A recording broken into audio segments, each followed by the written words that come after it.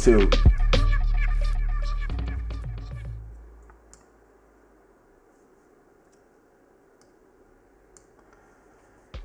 I want to introduce myself. This is your boy, Mr. Shada. And we're back again for another episode of Club Shada. I hope everybody's fine. I hope everybody is in good spirit. I hope everybody is in a good health. I want to give a special shout out to our new subscribers, Edson, Carmen, Nanaj, Andre. And I want to celebrate the fact that we have passed our May subscribing goals. The goal was to reach 1,000 new subscribers on the YouTube channel, and we now have 1,012 new subscribers, and we still have 18 days to go. So I guess I'm gonna actually change the goal. I'm gonna change the goal to 1,500. Let's see how I do that. Let me change that goal. Boom. May subs goal. 1,005. Until June, 06/01/2020. Yeah. I have a new goal now of 1,500.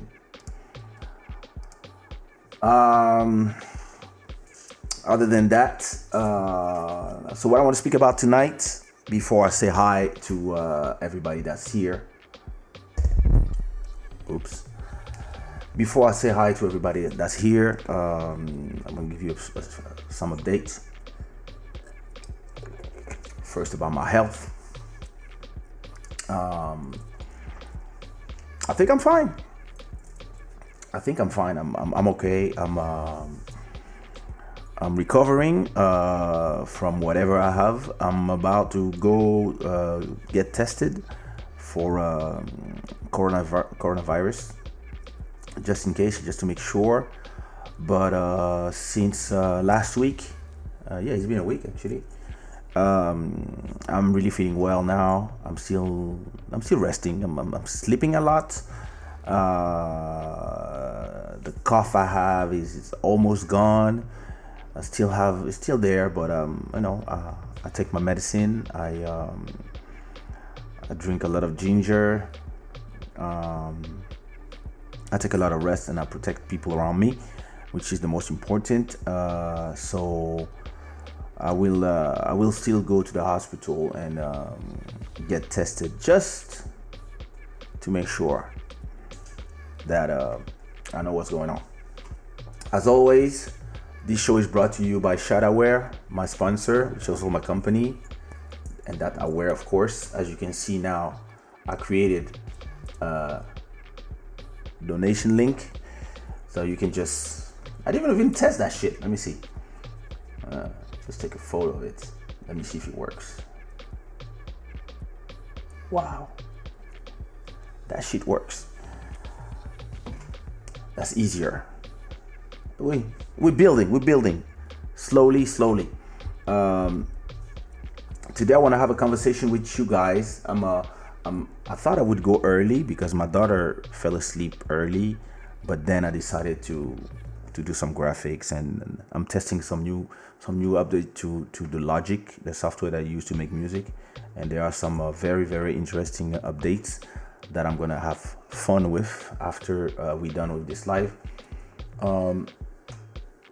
So without further ado, before we start conversing, quero dizer boa noite para Tina. Olá, querida, tudo bem? Alô, Emmanuel, comment ça va? Yakuba, hello. Rachel et Priska, hello. AJ, how are you doing, brother? I'm recovering. Malcolm Beats, my brother. Tudo bem? Daqui a nada vou gravar. Estou a esperar a minha voz voltar. Mwagima. It's Mwagima or Mwaguima? I think it's Mwagima. Where are you from? Maximum Records. Muito obrigado, muito obrigado, muito obrigado. 1 hora também aqui. Aqui também, só 1. Dormi o dia inteiro, so that's too good. DJ Gelas. Oh, wait, you change your name? It's not more whatever that was. Okay, new channel. I like that. and you are right. You have to have a channel for your brand and a channel for yourself. Yeah. Bro. Bro. This is the conversation of today. How do we survive the economics of the gig economy? MK Prod, comment ça va, frérot? Ça va. Je me remets doucement. DJ IT, what up, my brother? How are you? That track, it's a track by one of my artists called Monsieur de Shada. The name of the track is Janvier.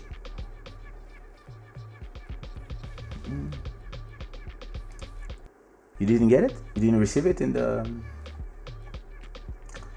monthly or weekly email updates? I'll send it to you. It's all good.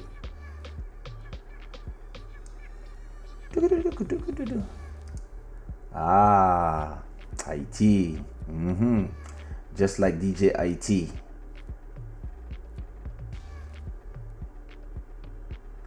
Aqui já são 2 agora. Alright. Okay. So listen. What I want to talk to you about. I want to talk about your DJs. Alright. All good. I'll send it to you too. Yep. That's the song. Sakini, frère. Nous là. So, I want to talk to you guys about the gig economy. I was having an interesting conversation by WhatsApp voice notes with Moto earlier on, and we were actually having a conversation about the gig economy. So what is the gig economy? The gig economy is the economy, the business of having a service that you have and people pay for that service, and usually you walk somewhere to do a service. So think it's of course we are in the artistry business. Think when a DJ plays in a club, that's a gig. When an artist performs in a club or a festival, that's a gig. When security, the bouncers, that's a gig. Barman, barmaids, that's a gig. Strippers, that's a gig. And so on. So what I call the gig economy is the business of all of these different people: singers, DJs, dancers, strippers, bartenders, security guards, PR in the clubs. All of these people, we live in an economy that is, the money flows through the clubs, the festivals, but mostly what I really want to talk about is, the festivals too, but I'm more into what I've been doing for the past 20 years, which is the the clubs, performing in clubs, restaurants, and also on a broader level, big festivals. And the gig economy right now, this past 2 months, is fucked. It's completely fucked. Look, if you're a DJ, if you're a singer, if you all of these people, there's nowhere that you can go and perform and do your job and get paid for your job. And a lot of time, the gig economy of our gig economy is an underground economy based on cash and money exchanging hands. And sometimes, hopefully for those who made their business better, or should I say, who secured their business and made it professional, bank accounts to bank accounts, exchange and contracts and etc. But still, right now the gig economy is fucked. Why? If you're a DJ, you perform in clubs. The clubs are closed. You're fucked. If you are a performer like me, you perform in clubs. The clubs are closed. You're fucked. You perform in festivals. The festivals are prohibited by governments. You're fucked. Let's say that Congo says, yeah, you can do shows again.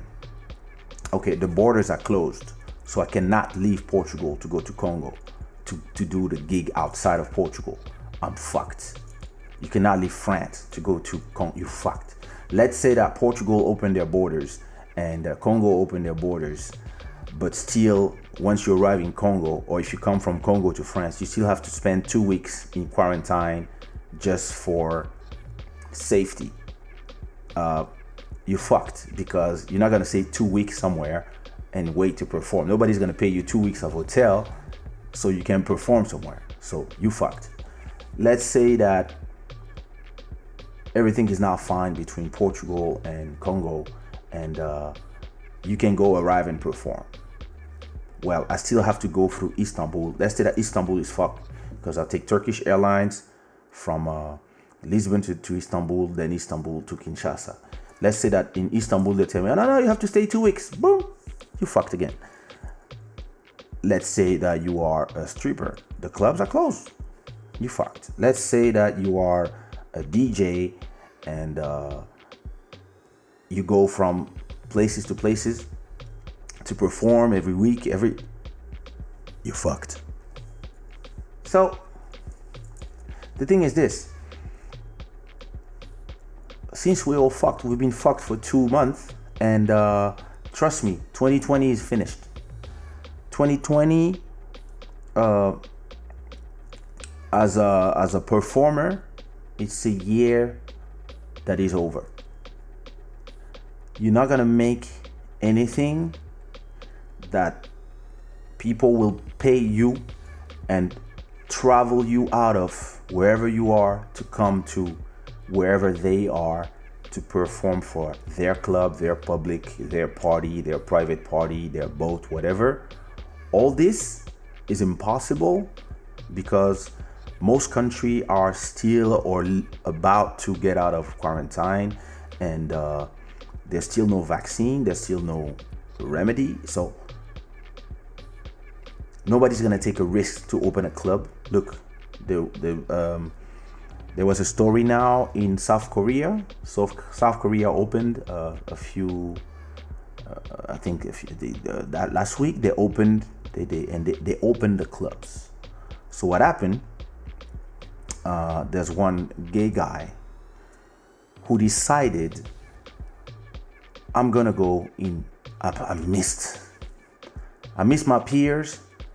I want to go to all of the gay guys, the gay bars and clubs in Seoul. And he went from gay club to gay bar to gay club to gay bar. And what happened is that after 3 days, he got tested and notified that he had the coronavirus. So they say that in his road trip to Gayland, he got in contact with potentially 2,000 people. And now everybody's looking for these 2,000 people to send messages to everybody. And because they have the technology and they know who is where, etc. So they told everybody, go get tested because you were in that club and whatever, and your community is at risk because one of your peers is a super spreader, as we say, when in virus terms. And now there's a lot of homophobia going on right now in there, because a lot of people are like, oh, you guys, where it has nothing to do with the fact of being gay. It's just that one guy, yeah, it could have been a Kizomba lover who decided, oh, fuck, like, first Saturday out, I'm going to all the Kizomba clubs in Lisbon and the area. And he goes to Docks, he goes to Cristal, he goes to Mangole, he goes to, then he travels the other side, he goes to Ondiando, and then he goes to Moita, and then ends up in Stubal and go to all the little bars, and then he gets tested, and all of a sudden, yo, everybody he met on his way and talked to and whatever.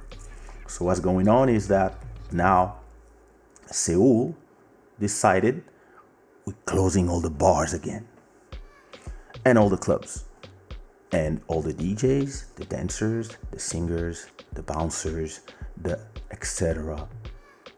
are fucked again. And this seems like it's gonna be a never-ending story for now. And the question we have to ask ourselves is not how and when can we go back to normal, is since we're not gonna go back to normal this year, or maybe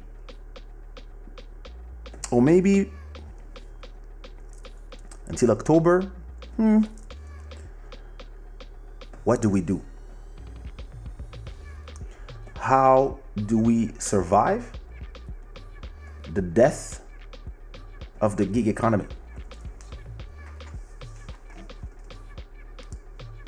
Julien, what up, bro? Trop d'intermédiaires, mec. Trop d'intermédiaires. Maria, tudo bem? You know, they have a drive through strip joints in Miami right now. Oh my god. What? No way. It's how you do that. Wait, so you're in your car and you stay in your car, and how does the lap dance happen? And what about the champagne room? Like, how does well, listen, that's what I'm saying. That's exactly what I'm saying. How do we think all together of how, like the strippers in Miami, we get creative? Like, and how do we get paid? The hustle. That's true, only in Miami.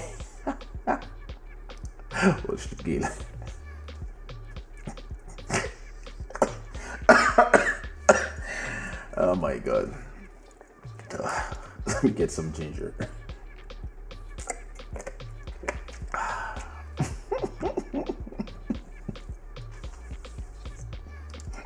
Send on my WhatsApp, bro. But that's the thing. And this is what I'm talking about here.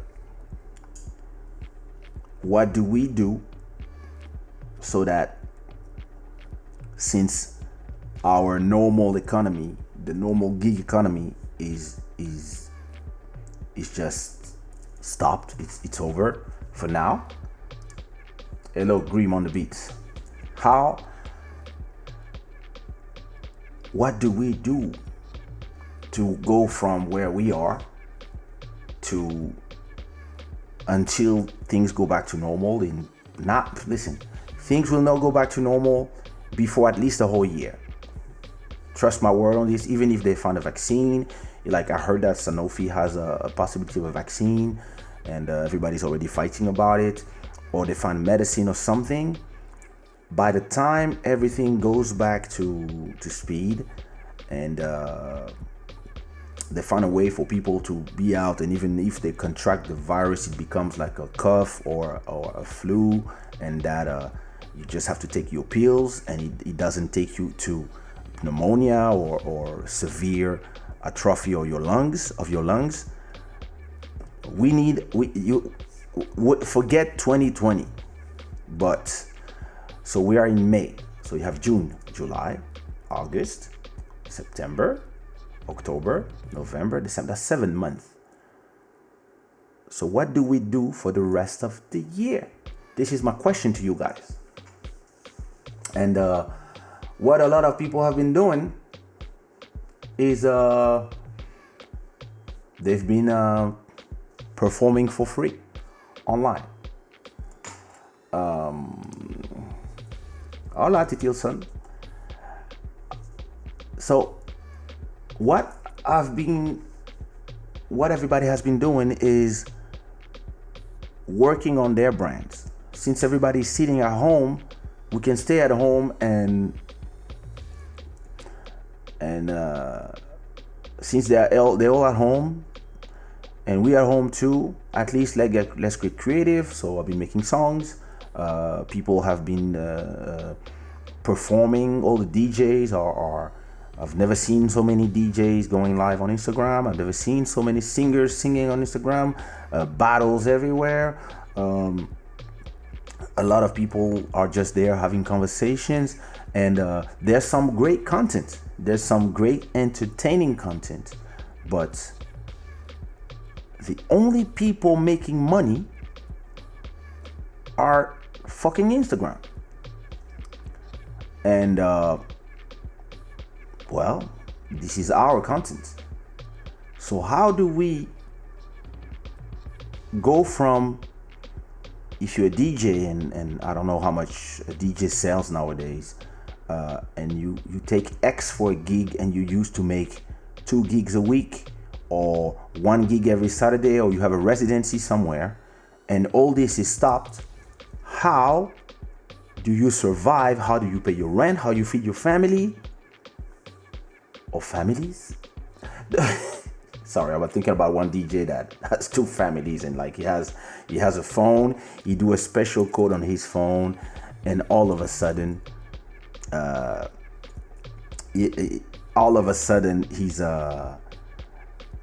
his phone changes. His lock screen and background image is now his other wife and his other kids, and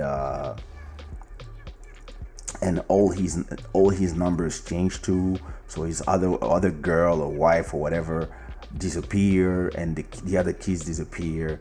And so whenever he enters one home, he just, niggas are on some other level, I'm telling you. Anyway.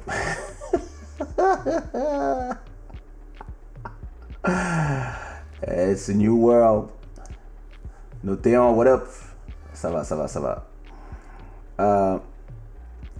So if you're a DJ and you're performing every week and that's how you make your money, how in the meantime until next year, when things go either back to normal or we have a new normal, how do you survive?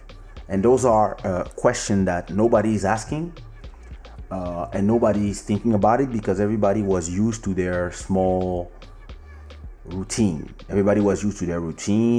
So singers go and some do playbacks in clubs, and they've been doing this for years, for 1,000. DJs are used to getting their 150, 200, 350, whatever, depending on their worth, the brand, 5,000, 50,000, 100,000, whatever. Artists, same thing. bartenders, same thing. So what can you do to survive now? I got some ideas, but then it depends what you do, right? Quero agora que as plataformas de streaming terão mais atenção, porque as pessoas têm mais tempo para procurar conteúdos na internet. So we continue with. That's what we do. But that's the thing. You see, Grim, we are singers, we are beat makers. So for us, I have the solution. Yeah, of course. What we do, if you are a creator, you can exactly make singles, release songs online, and make money from the streams. Like I was saying, it's been 10 years that I've been diverting my business from the performing playbacks in clubs to streaming, because I realized that the streaming money that I was getting 10 years ago, I was making, I don't know, 1,000 every month, or maybe less, maybe 500 every month. But that revenue was stable. When the shows, sometimes you're gonna make 5,000 one month, and the other month you're gonna make 1,000, or the other month, I don't know, something's gonna happen. All the shows gonna get canceled, and you're gonna make zero, whatever. I've seen that happen already, and I was like, nah. I'm not raising my family and having to pay rent and stuff, and pay schools of the children, etc., when I don't know how much money I make every month. So I made sure that my streaming business that only requires the internet became my priority. So now that I multiply the money I was making by 5, 6, 7, and I'm still continuing to work on this, I'm actually doing great, because I was just making a show every 3 months already. So I don't really see the difference. The only thing that got canceled, I had a tour in Brazil. I was supposed to make around, I don't know, by the end of my tour, for what I was investing. I wanted to invest in the plane ticket, the hotel, find 4 or 5 gigs. I wanted to sell them low, so I could just, because I mean, it's not the same economy there. I was trying to make around $4,000 to $5,000. And I had another gig, and I had another tour that I was planning for Congo that I was supposed to make between 6 and 8,000, and I wanted to make another one in around South Africa and these places. And yeah, so let's say more or less with this pandemic, I lost a potential of between $10,000 and $20,000. But that's money that was a bonus to me. It was not money that I was thinking in my head, oh, I need that money or something. To me, it was a plus, and I was not gonna use it for my survival. I was about to use it to invest in other things. I was actually wanted to invest all that money in the stock market, because I knew a crisis was coming. I didn't know it was that crazy, but I was like, yeah, something is coming. When everything goes down, I will buy some stock options. So let me go do a tour, get that money, use that money to buy some stock options, so I'm not risk the money of my family. And so all this is not lost. It's just postponed to after. But the money I was supposed to make the last 3 months from streaming, I'm gonna make probably I lost 1,500 euros maybe, because a lot of people that listen to music when they are outside, they are not making that music. So, but like financially, I won't feel anything personally, because I made the right choices. But that's me. But a lot of people, all these gigs that they were supposed to do was paying their rent. There's a lot of people, I know a lot of artists that they stopped being obsessed with the shows, and they decided to get a job.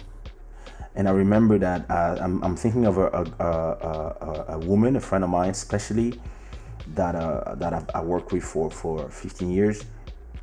When she got a job and she decided that She doesn't want to, like be at the mercy of the promoters. She just took a job and she said, you know what? Let me make 1,000, 2,000 per month as my job, and then now I see performing as a bonus. And I also know another artist that decided to work at a hospital, and he's a nurse now. Oh, no, he's a doctor actually. And Kizomba and Zouk is now it's his passion, but that's his second thing. And actually, both of these people are fine. They're getting paid. They work from home. They are doing e-working or telework. I don't know how you call this in English. They work from home and they work online, and they use Zoom to talk with their bosses, and the business continues. And the other one that works at the hospital is actually he's working. He's actually gonna make even more money because there's a lot of because they need him to work almost 24/7. So those two are fine. But when they decide to take a job, I remember that everybody else in the Zouk world was mocking them. They have to take a job because they are not superstars like us. And now who's ha-ha-haing? All the Zouk artists, they all crying because they go from show to show. Instagram even right now without paying any creative. Listen, bro, that's crazy. Trust me. Let me put this here. Much better. It is crazy. Instagram is here, and that's the Facebook mentality. They believe that they give you the platform, so they shouldn't pay you for your content. But I'm not gonna say it again. I'm not gonna go on a rant on why everybody should be on YouTube doing their lives instead of Instagram or other platforms where you get paid.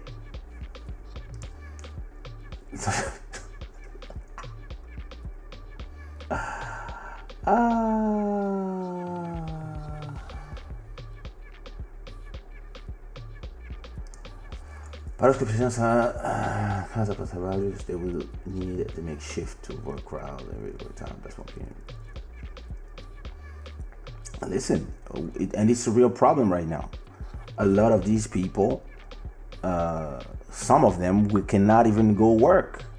Like some artists that don't have like a diploma or something, and all they have is art and performing, are just fucked. There's no solution. There's no job. Like they cannot find a job because they don't have the qualification, and the places that they would work to that accept people without qualifications. So I mean, selling clothes in a store or McDonald's or whatever. These places are closed too. So it is actually a real problem right now for us who work for the gig economy, and especially like the informal gig economy. Luckily, I still have my job. Greatest thing, I was going to reduce my hours at work and invest more into my DJ business. Bro, see? Timing is everything. Like, timing is everything. You could have decided to either quit your job or to work on a completely different shift, or reduce your hours by half and your money by half because you knew that the DJ business was booming and you were getting paid better and maybe more. Let's say you raise your price by 20% and the demand has doubled, and all of a sudden you make almost 3 times what you used to make. Of course, you're gonna be tired, so you're gonna tell your job, either I'm out or I'm not sure. And some people did just that, just on time. So how do we do? So I know a website that a lot of people don't know. And I was talking about this with somebody. I'm gonna show you. Yeah, c'est la vie. There's a website called, what's wrong with Chrome? There you go. There's a website called Fiverr. So I don't know if you know Fiverr. It's a website where it's the gig economy, but online. And I think a lot of people that are in the business of creation should think about this website. I'm gonna give you an example. You remember my song with Lisa Lopez? That's the guy who designed that cover. I will design a cover art. So as you see, it's more or less the same design that he did for me. And you know, I know how to design my covers, but sometimes I'm lazy. And I'm like, look, here's one of mine. Here's my cover with a Shalim. Maybe put the other one there too. Well, so to design a cover costs 29 euros, so $30. And this guy probably does 4, 5, 6, 7 per day of these covers. And you can see in his reviews, so he has 169 reviews, which means that he did probably 169 covers. And so if this guy makes a basic for 10, if he makes 10 every day, well, he has nothing else to do because we're all at home,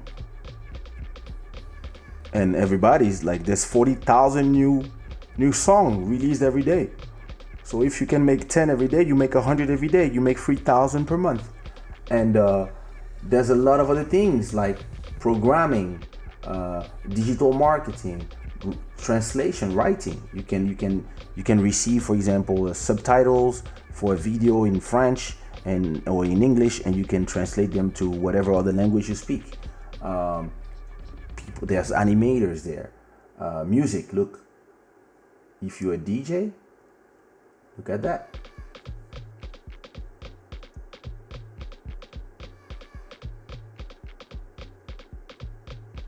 Some DJs are here doing drops for people. Produce your DJ drop.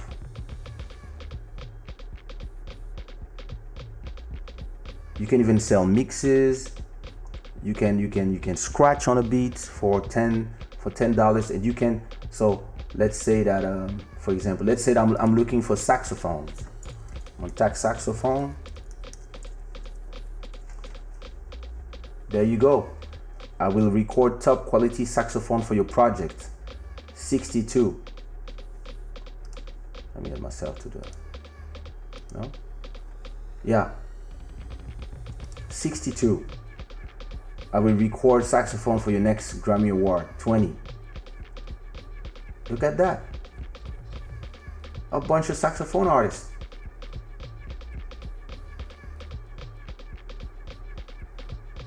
$120 to play saxophone, solos, flute, woodwinds for you. 40, and then you can listen to whoever and see what if you like it. So let's say I'm looking for somebody to sing Yoruba in my next beat. Category. Is there music in there? Traveling online. I will do Nigerian voiceover. That's translations. I was hoping there would be a singer. Maybe not. Let me see. Music, vocals. Wait, voiceover, producer, singers, and vocalists. There you go. Look at that. There's 3,477 people who can sing on your beat for you. And yeah, the prices vary. Some people will ask $4, some other will ask $29, some others will ask $200. I will sing children's songs. I will ghostwrite an 8-bar rap verse for your idea or concept. I will be your female singer in English, French, and Spanish. I have to keep that one. I need that. I will record angelic background vocals and leads for you. Look at that.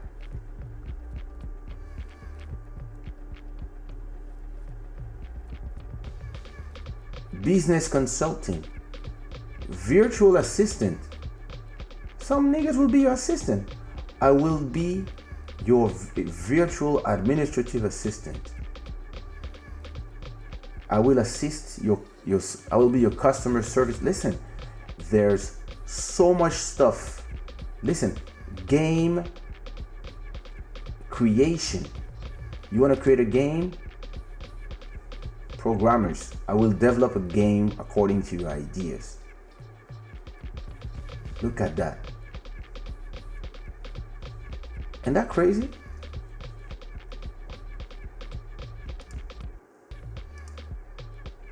Ain't that crazy?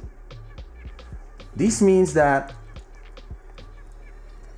if you have any talent, instead of wasting your talent for free on Instagram, or the whole week, maybe you can do from time to time something on Instagram, and the rest of the time you can use your time, and we have a lot right now, to go to this type of website and see if there's something you're gonna offer that people like, and then you use Instagram to bring those people to the gigs you offer, and that might be interesting, in my opinion. And I think that a lot of people are now realizing that it's not because whatever you do right now and that you are used to do is not you cannot do it, that it means that there's nothing else you can do. You can actually it is actually the great time to think of creative ways, and those websites, that's one of them. That's Fiverr. I use that one for sometimes when I need a special service or something. But there's a lot of other things you can do. You can go to, there's a website, I think it's Mixer. Gelas, tell me if I'm wrong. You can go to a place like Mixer, where you can do your how you call that? When you can play your DJ sets, and people can actually pay you, or you can do your DJ sets in Twitch or YouTube, where at least you can get donations, and you can add like a logo like this for the people to donate if they like what you do. All those things, and then you can, and then, like for me, for example, if I invite a DJ to do a set on this channel, or if I do it myself, because I know how to DJ simply, but I can just play music. If I decide to do a listening session or a DJ set of Afro House or Kizomba or Zouk or whatever, I can do a whole 1 hour set playing just my own tunes, because I own hundreds of songs. And then I can do a whole set where I just play sushi roll music, and then I can monetize it because I own the content. So you have to find the right way to creatively be able to make money in another way. And trust me, you have time to think about it, because things will not open that easy. And even if the club open, and depending on the countries, I don't know if the club's going to be open, or if they will allow the club to open when it is so risky. Governments will not take the risk to let everybody go in clubs if then it means that the hospital is going to be going crazy, and then the media will kill them afterwards.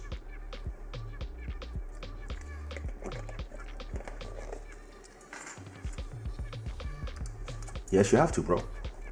It's actually a great site. Do that. There we go.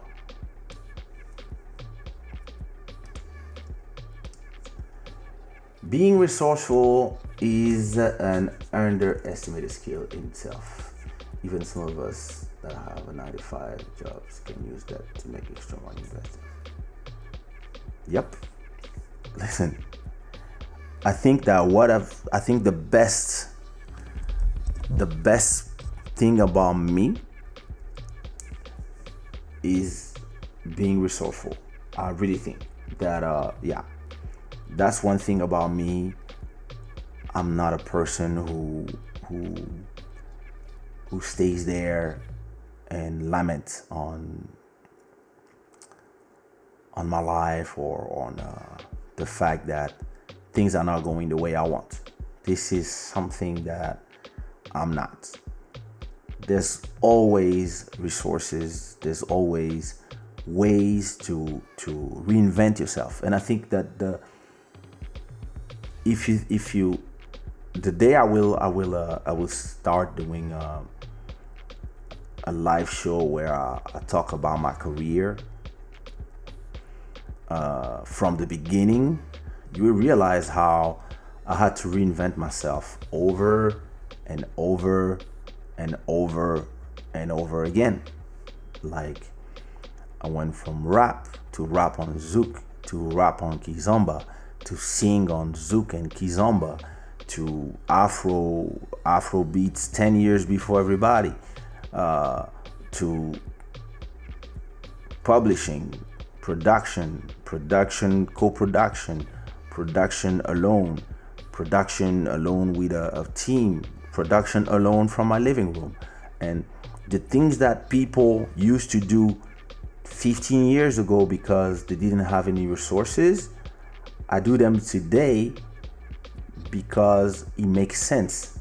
When everybody's trying to sign or everybody's trying to sign to me, I always tell artists, you don't want to sign to me. You don't want to sign to nobody. You want to understand that everything is at your fingertips. All you need is a computer and an internet connection, and you can make money. You can make, I think Grim talked about it, or somebody. Yeah, I think it was Grim. Look what I do.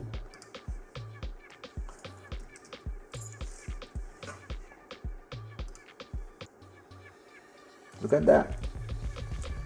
Shadaware.com.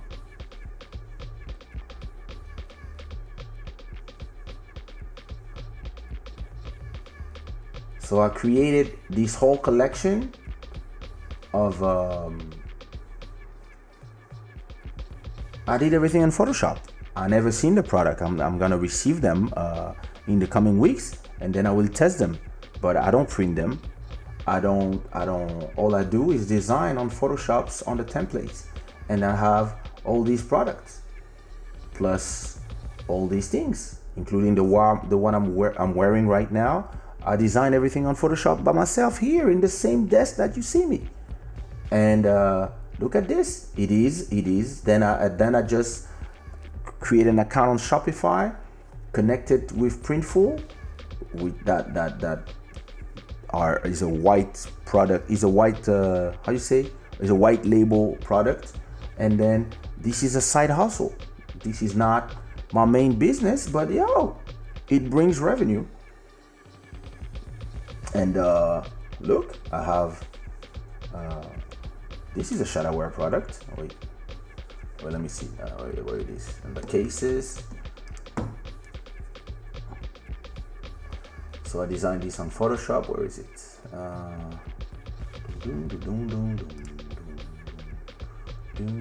This one with sushis. Where is it? There it is. You see? Transparent, clear iPhone case. I love sushi by Shadaware. Where? There it is.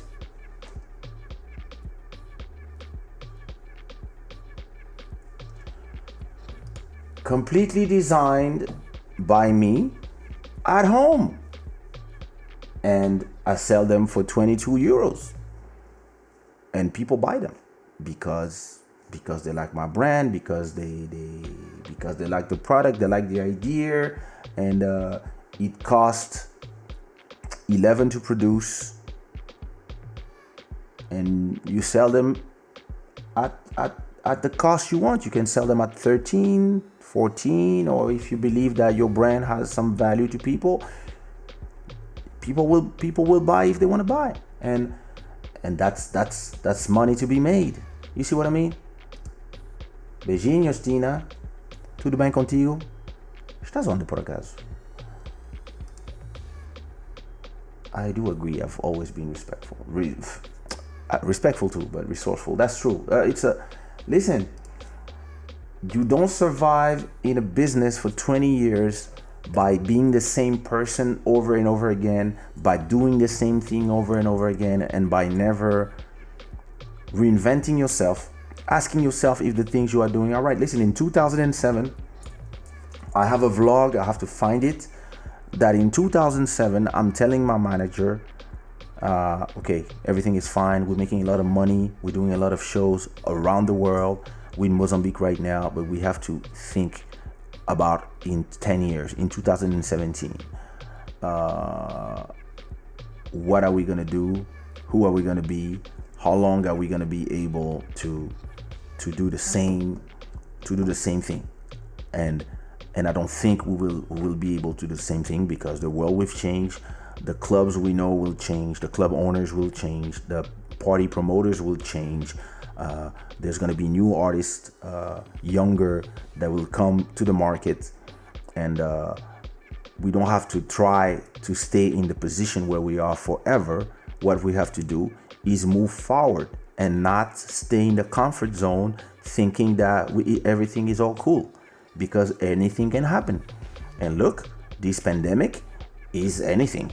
Like, nobody would believe me if I said 3 months ago nobody will perform. Not even Drake. Nobody would have believed. And this happens. So you always have to be ready. You always have to make a move for the next thing. Listen, I show you my website, Shada Wear. This might be my next business in 10 years.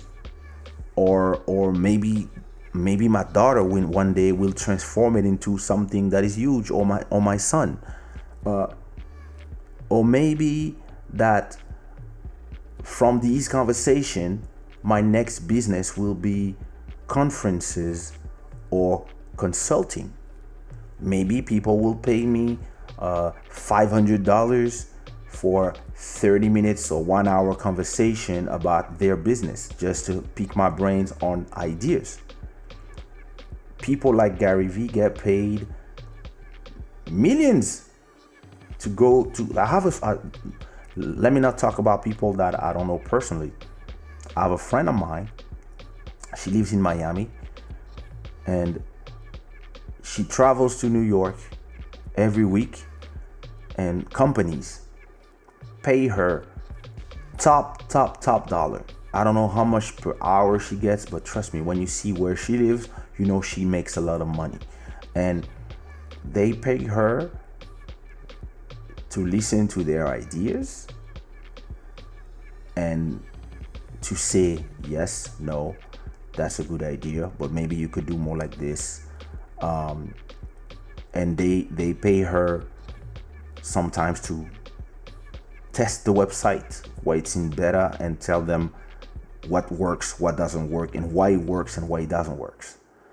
This might be my next business, because actually I got a $1 million company that is owned by a friend of mine that is about to launch, and he calls me all the time.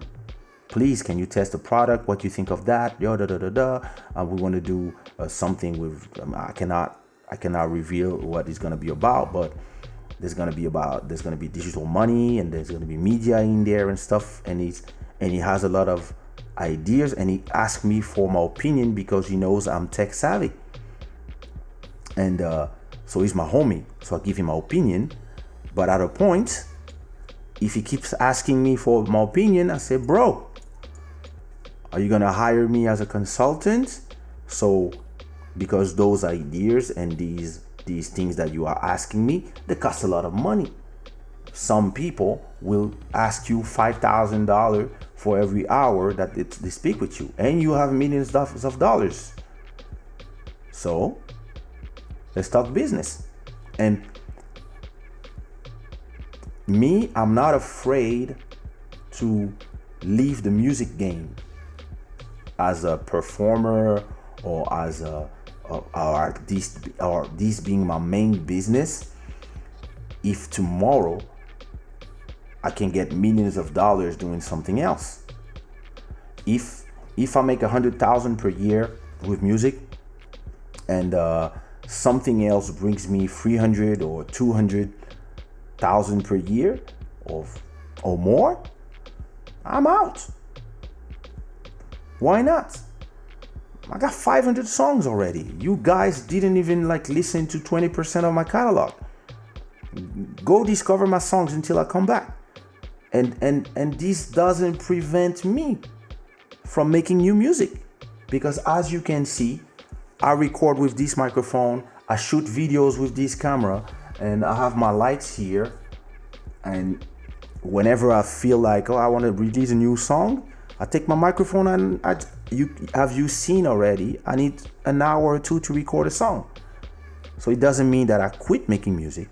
It's just that I don't mind this being a side hustle now, because if it's a side hustle that bring me 100,000 per month and per year, and then I have a new job that brings me 200,000, all I see in my head is 300,000 total.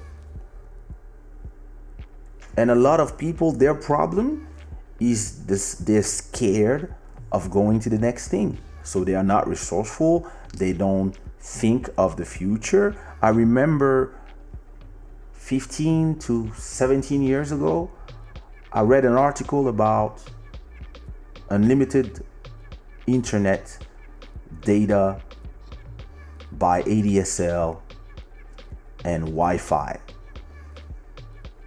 I was like, wow. And then a week later, I read an article about the invention of MP3.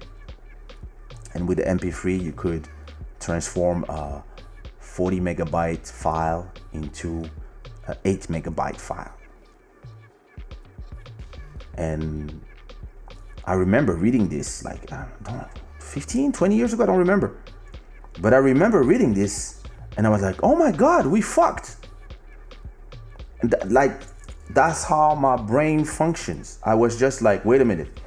If people have unlimited access to the internet and the files are small because they can be turned into MP3s, and then you can take 10 songs, put them into 80 megabytes of small MP3s, and then zip them into a 40 megabytes file, and then all you need to do is go to a web sharing site and you can share the music, and then all of a sudden the music is free, and then all of a sudden we're not selling any CDs, so we fucked. So the first thing I did at that time was build my MP3 store, because I was like, okay, I guess this is the future. And if the kids of tomorrow will use the MP3s to listen to music, I'd better be there when it becomes a reality. And when I talked to this about the record labels, everybody was laughing. Everybody was like, dude, you crazy? We're never gonna stop selling CDs and DVDs. Okay, who has a DVD player at home now? Who has a CD player at home? We don't. Simple. Because this is another era. This is back then. Oh yeah, but now people love vinyls. Aficionados. People have phones and access to unlimited numbers of songs. That's the normal people, not you geeks who love vinyls. The real people, they have a phone and a Spotify account or Apple Music account or Tidal or Deezer or whatever they use in their country. That's the future. And the only place you can still sell CDs are places where internet is not ubiquitous. Like in a lot of parts of Central Africa, for example, the internet still costs money, so you can still make money selling CDs.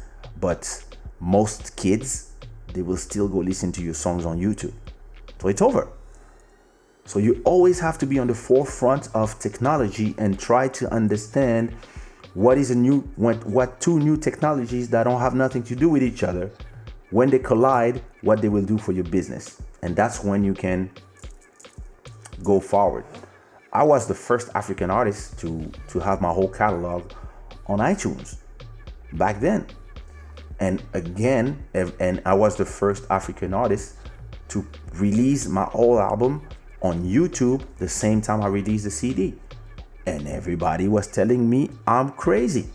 I remember very well one friend of mine who now manages one big artist in Cape Verde, who was telling me, yo, you crazy, don't do this, you release that on, you can do this, you are. And now he's sending me the links when his artist release a song or an album. He sends me the link to the YouTube YouTube videos, and I look at him, I'm like, yeah. And yeah, that's the world. Obrigado, Luis. Puedes cantar Fiona para ti. Fiona. Learning every day, brother.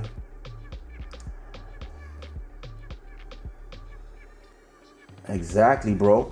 That's the world of today. You don't need to have a warehouse, anything. And look, if today I wanted to do another business, I would try to find something that I can sell on Amazon. Because having your own website is great, but you still need to drive traffic to your website. Most people, they go from platform to platform. People will go to Amazon, Instagram, Facebook, YouTube, Twitter. That's all people do. I want to buy something, Amazon. Or some sites like women have their websites that they like, but most normal people, general people, just when they want to buy something, me too. I want to buy something, I go to Amazon, I look for it there. If it's not there, then I start going to specialized website.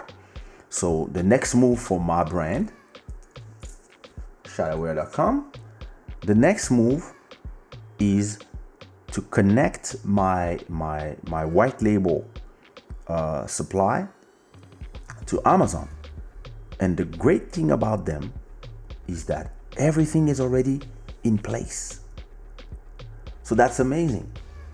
All I need to do is create an account on Amazon, do all the tax and form information, whatever, and then connect the two, and then my product are now available on Amazon. And I go from my niche website to a potential of 100 million customers with the same product that I already created. And that's amazing. And again, you don't need a lot of money to do that. You ready, set up, and go for $100, as long as you know how to use Photoshop or Canva or whatever. And that's crazy. And a lot of people are just here moaning and crying about their business that they can't do because they want to go back to their comfort. Comfort is over. When are you returning to Brazil? We love you. Well, when I can travel. I can't travel right now. I'm gonna tell you one thing. Just before the quarantine started, I was actually talking to my good friend Philippe Mija, who books me when I'm in São Paulo. And I was telling him, listen, I'm gonna come to Brazil. I'm gonna book a ticket from 10th of May until 20th or 22nd of May. And let's book one in your club, and let's book one in 3 or 4 other cities. and yeah, tell me what a good price I can ask for playback shows in clubs, so I can, enjoy being Brazil and actually use some of that money to invest in stock options, and the rest of that money I will invest to shoot 1 or 2 videos in São Paulo and in Rio or whatever in Brazil. That was the plan, and then pandemic started and everything got postponed. So once the world is back to normal, which is the conversation of today, I will go to Brazil and do all that shit. But for now, the gig economy is dead. But I miss you too, Brazil. I just put your catalog on and let it play. You have music for days. Thanks, brother. Thanks for the support. And everybody should do that. But do you listen to my Monsieur de Shada catalog? Do you know that under Monsieur de Shada, where is it? Why is it cutting when I change? Do you know that under Monsieur de Shada, I also have all these songs?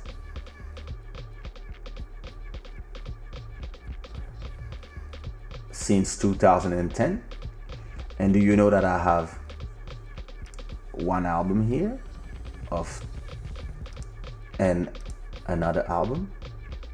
Wow, my last album as Monsieur de Shada was 2015. It's time I do an album. I'm gonna do a Monsieur de Shada album soon.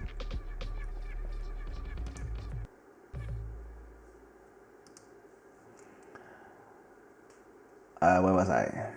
Moto. I'm here. I'll take my baby. I have to check her, but I'm here. What's up? Well, we were having you missed the conversation, but me and you had the conversation already on WhatsApp about the gig economy. I was talking about what you were saying, what we were talking about, how the gig economy is dead, and what do we do? Do we wait, or do we reinvent ourselves? And the reinvention of self is not to do something else, is to now have a second option or a second and third option, so that whenever these happen again, we have other venues that we can do. Like me, as you can see, I do live content on YouTube. All of these videos that are put there, they go with the rest of my videos. They make 1,000 views in around 2-3 days, and it might be nothing if you compare it to a lot of other people, but if you multiply by the 2,600 videos that I have there, that all do between 1 and 10 million views, all of a sudden, you are starting to have a business here, and that's a great business. And all this content stays, and this content, once it on replay, it is monetized. I don't know if you guys saw that I released the video of my wedding. It's a great video. It's beautiful, and it's out on my wife's channel and my channel on YouTube, and it's monetized because it's content, and a lot of people are loving this content and loving the romantic content, and we love it. We're emotional when we watch it, but we also make money when people watch it. And I hope the baby's fine, bro. You were one of the first artists on this site called Dailymotion too, back in the days. You put the One Love video on there. I was young, and that's how I found out about that site. That vision, man. Bro, listen. I remember that the creator of Dailymotion, I think it was something, I forgot his name. But let me check who created Dailymotion.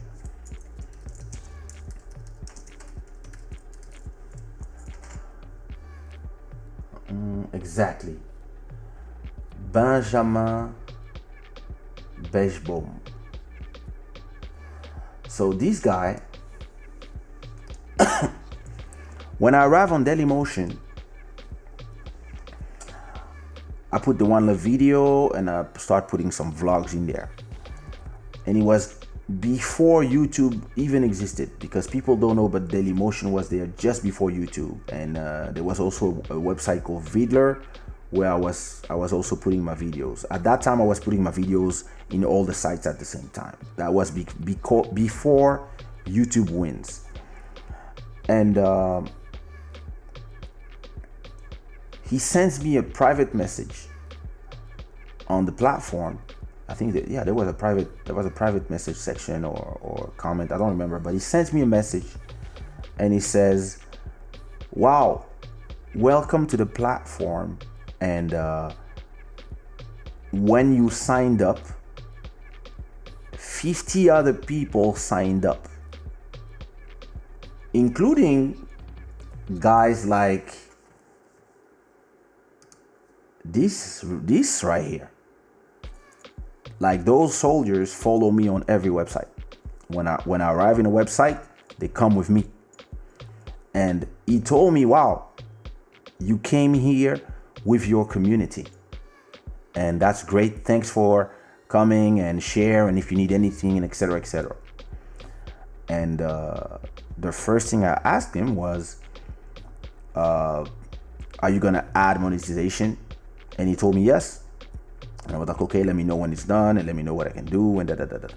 And then they took years to do it. And that's when YouTube also arrived. So I also put my videos there, and a lot of people follow me there. So what's interesting about that is, if you are the leader of a pack of 50 people, 100 people, 1,000 people, 10,000 people, what you really want to do is bring your people with you everywhere you go and create value for them everywhere they follow you. And you want them to be happy to follow you there because they love your music, they love listening to you talk, they get lessons everywhere they talk to you. And that's what I've been doing everywhere I go. That's why I can, in a contrary to a lot of these artists who are scared to leave Instagram because they're scared to lose the views. But they don't make no money from those views. Yeah, but I got 3,000 people watching me on Instagram. So what? You are not making any money from these people. This video that you are watching right now, there must be 20 people watching at the same time. But it will still have 1,000 people that will have watched it by the end of this week. Those people will generate revenue.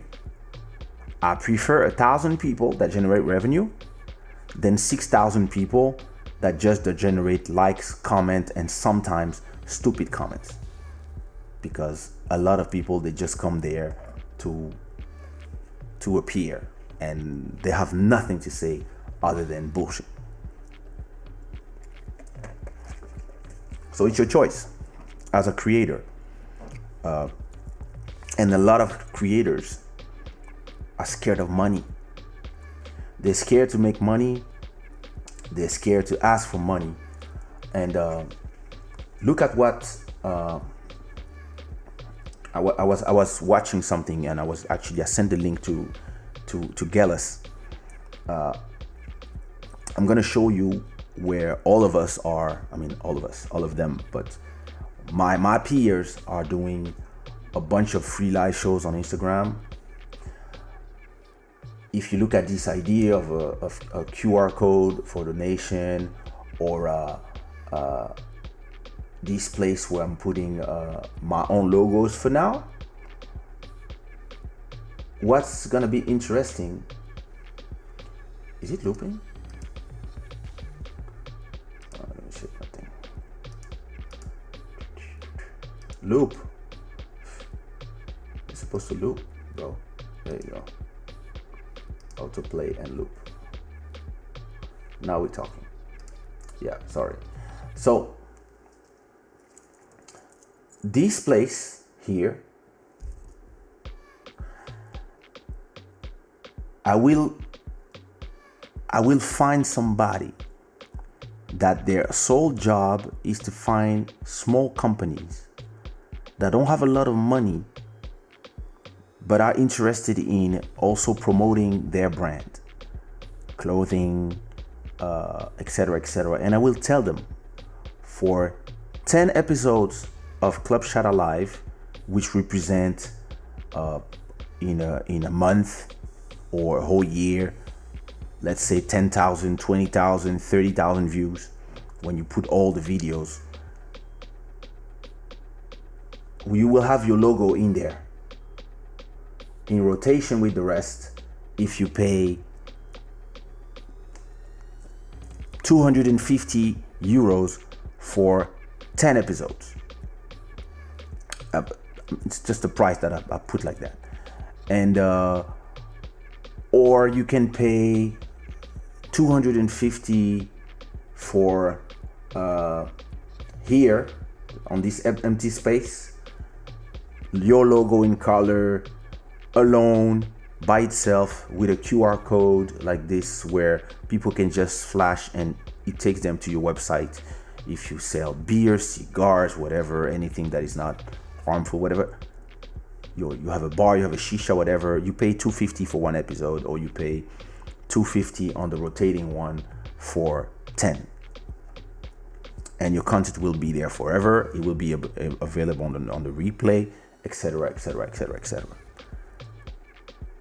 That's a better business, and I'd rather have 300 people watching this, and if I have 2 sponsors, I make 500, than having 10,000 people on Instagram that bring me nothing, because they are already your followers. They already follow you. They already know your song. They already stream your songs. They're already your fans. Hey, Kwasi Ange Christopher, new subscribers, big up. And that's the thing here. It's about how, as an artist, you learn to monetize your business. You know how to monetize your DJ gigs. If you're a DJ, you know how to monetize that because in your head, it is normal that as a DJ, when you go perform for a crowd of 200 or 400 in a club, the promoter will pay you X. Let's say 250. Promoter will pay you 250 to play for 2 hours in their club. And the same DJ is willing to play for 5 times more people on Instagram for free? What is wrong with you? It's the same people, and they are dancing too. It's just they're dancing in their living room, but they're still dancing. So the question here is, how do you monetize it? Do you ask money to these people? Do they give you money? There's a donation link. Do people click or not? Some will, some won't. For the others, is there a brand that you know, or somebody that works for brand that you know, that can propose to the brands that on your next gig, their logo appears somewhere? People pay for that. So let me give you an example.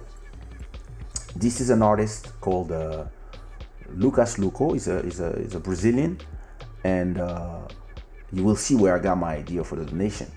This guy, he did a live show for Instagram. I think he had 30,000 people watching at the same time. By the time the video was over, he had, I think, a million views, like maybe 2 or 3 days later. And there was another one that has like 2 million people watching at the same time, and now it's already at 17 million views.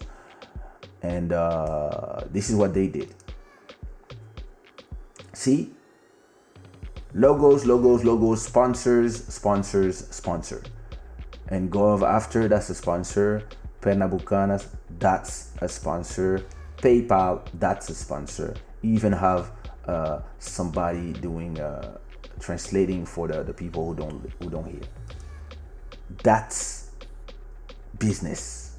And being an artist doesn't prevent you and doesn't mean that you cannot be a businessman, because your art is your business. And every artist who think that they can go around and just being artists are dead in the game right now, because it's those people who are here crying to their managers or their booker, what are we gonna do? What are we gonna do? And the booker is like, I'm fucked as much as you.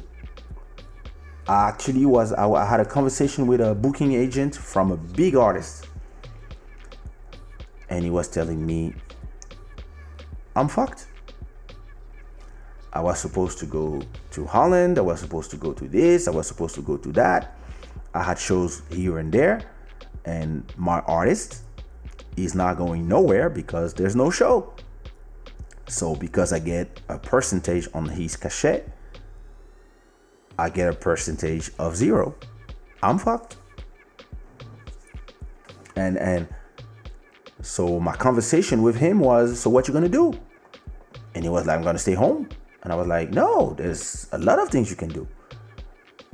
And I will have a conversation with him, because that sponsor idea, I had it while I was just brainstorming in my head, and I don't have time to go and look for these people.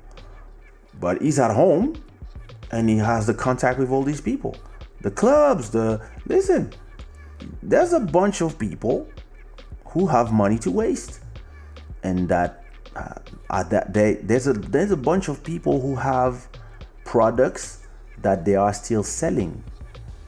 Some products like beer, like water, like biscuits, condoms, whatever. There's a lot of products that people go and buy at the grocery. There's a lot of people who still go out to buy stuff.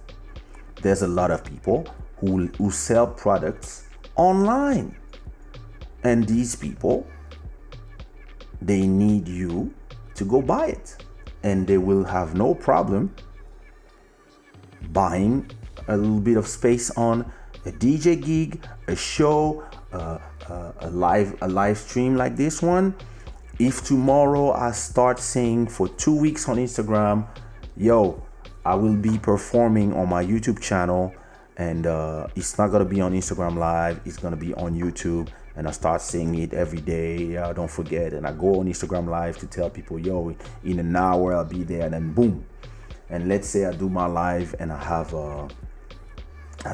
300, 400, 500, 1,000 people at the same time watching, like I do when I do an Instagram Live. And that in the prior time, I have people that their job is to find some sponsors, that their logos will be rotating while I'm performing there, here.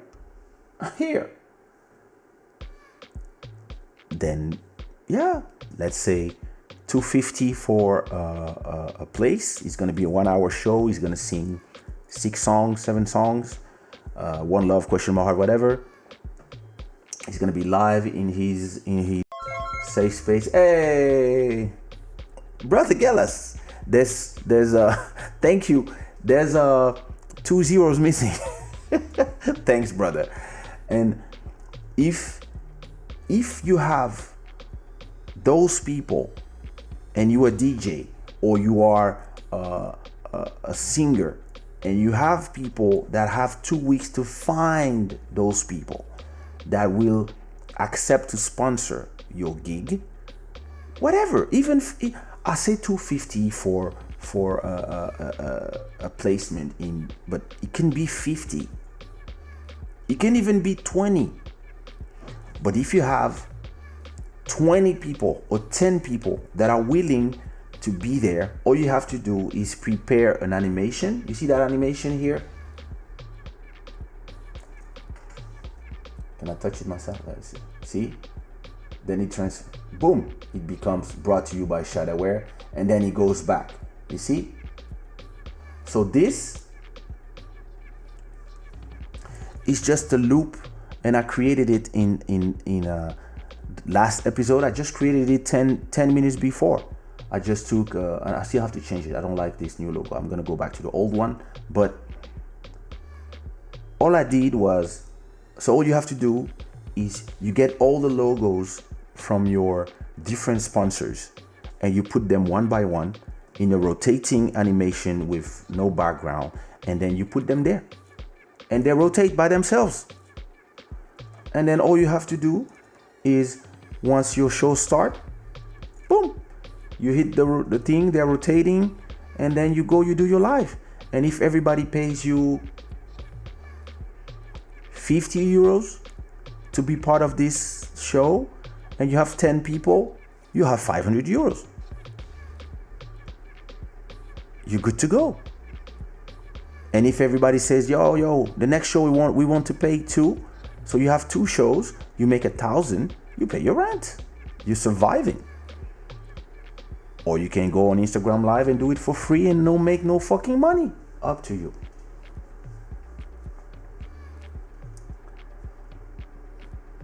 I've been talking by myself, not even reading all the comments.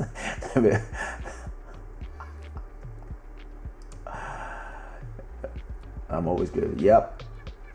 Always, bro. Always. Every day, brother.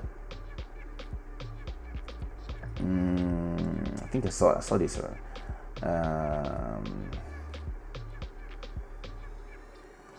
Hey, cousin. Even those countries with expensive internet, people are selling 16 gigabyte USB key with tons of music. New distribution channels. Exactly. One day I arrived in Cameroon. In 2004, I arrived in Cameroon, and I'm in the airport, and somebody's trying to sell me the whole discography of Kaysha. And I'm like, does he recognize me? He's like, yo, le nouvel album de Kaysha, tous les albums de Kaysha, regardez, Kaysha la disco. I'm like, okay. And he was selling a CD-ROM. Hey, thanks DJ IT, thanks brother. I'm glad that you guys value the content. You are missing a 0. I'm joking. Now, so you have these guys, right, that are selling me one CD-ROM, and it had my 5 albums in there. So back 2004, 4 albums. He had my 4 albums in there, and he had like a cover with the 4 albums on 4 squares, and he was like, yeah, and I was like, nigga. and then and the guy was like, yeah, and if you don't have a CD player, yeah, we also have, we also have USB. And I was like, but that's a thing for photos. Yeah, the album is in there. But also, and he had my albums on everywhere, on everything. And Joel, that's exactly that. So when you see how people in Africa become resourceful when they are trying to make their money, us who are safe in our comfort of unlimited internet and TV and Netflix and stuff, we have no excuse. Listen, I had a conversation with Looney Johnson when he released his 3rd album. So I released the first 2 albums on my company, Sushi Raw, and then he decided that, yeah, I'm ready to be independent. So I showed him everything he needed to know, and then he told me, yo, bro, I wanna print albums to offer, but I don't know how many.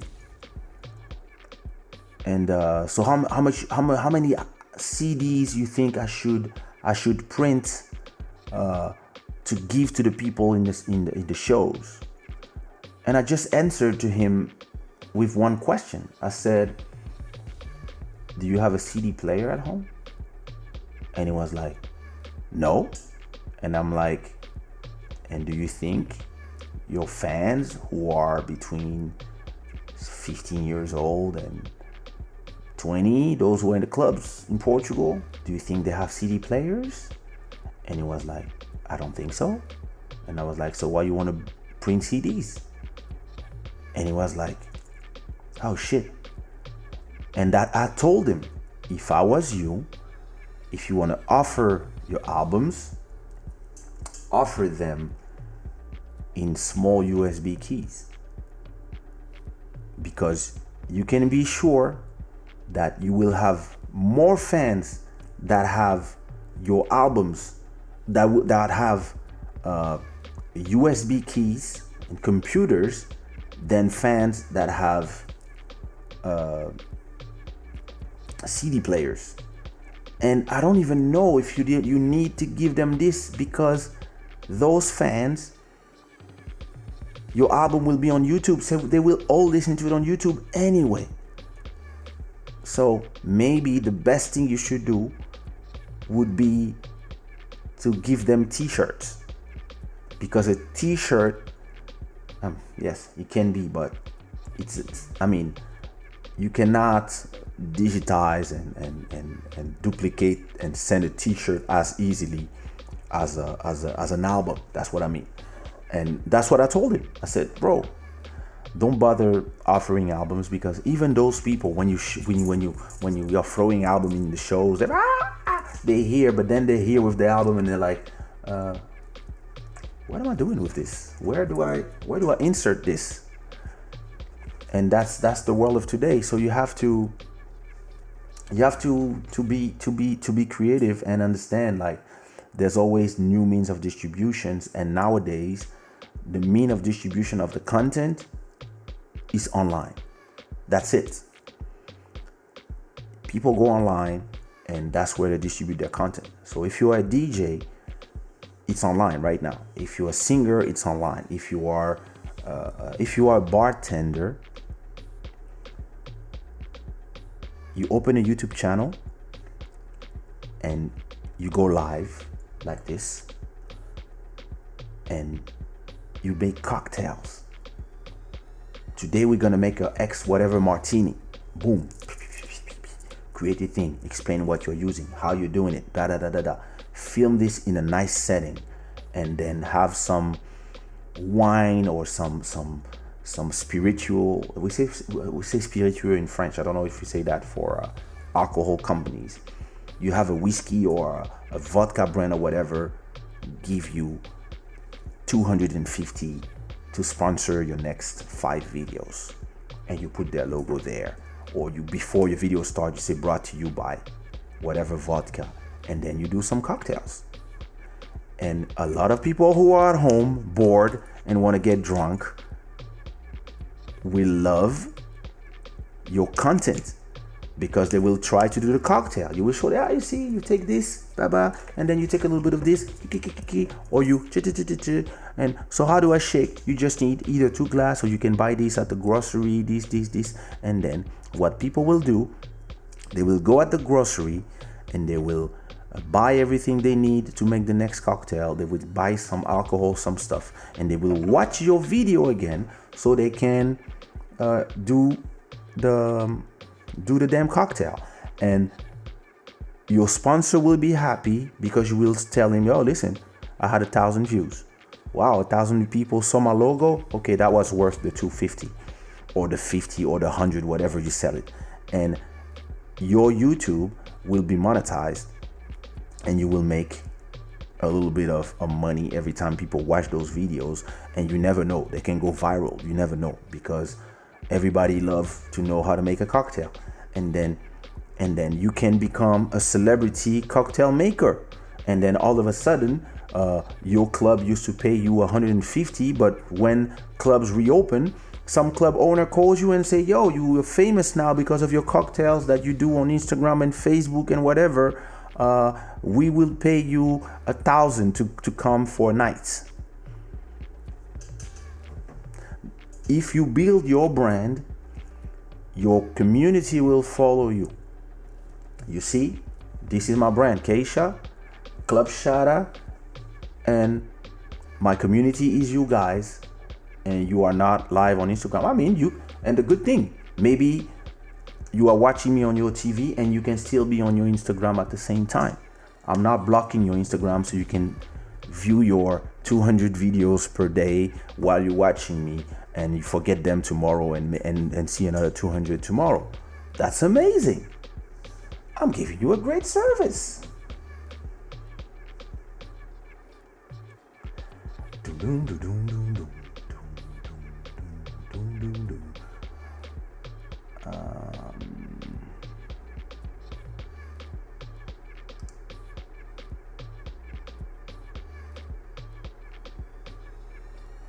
Disculpa. I run my business on Etsy because the market is there, but it gives me access to 300 million people, American market, without dropping thousands of dollars for marketing to drive traffic to my website. Exactly. Actually, I'm about to open a branch of Shada Wear on Etsy because the company that I use to create my product is also connected to Etsy as a plugin to, let me see, they are connected to, let me tell you.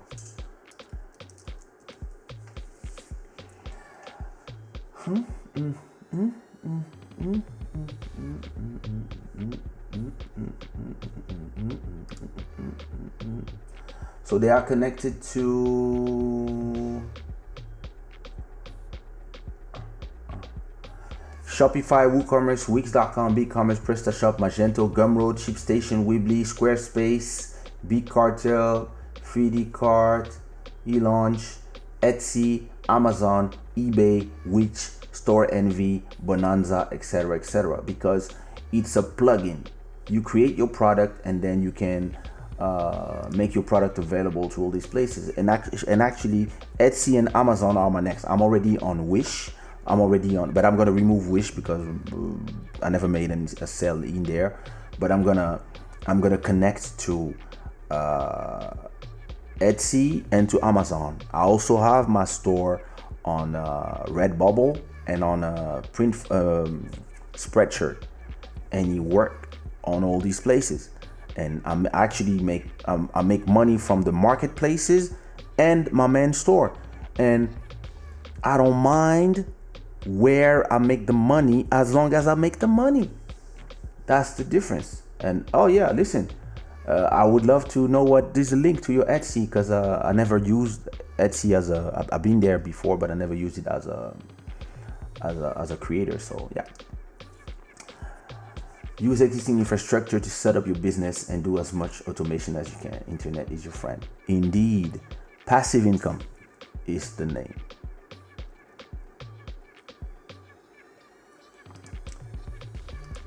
You think you know the whole catalog? You'd be surprised. Hey.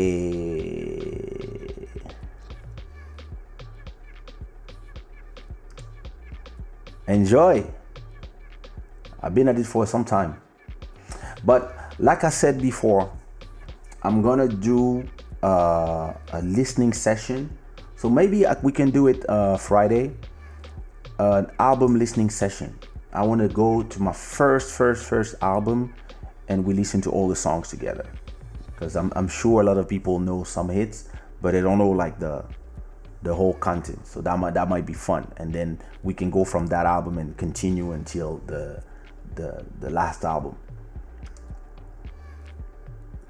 You got to do what you got to do.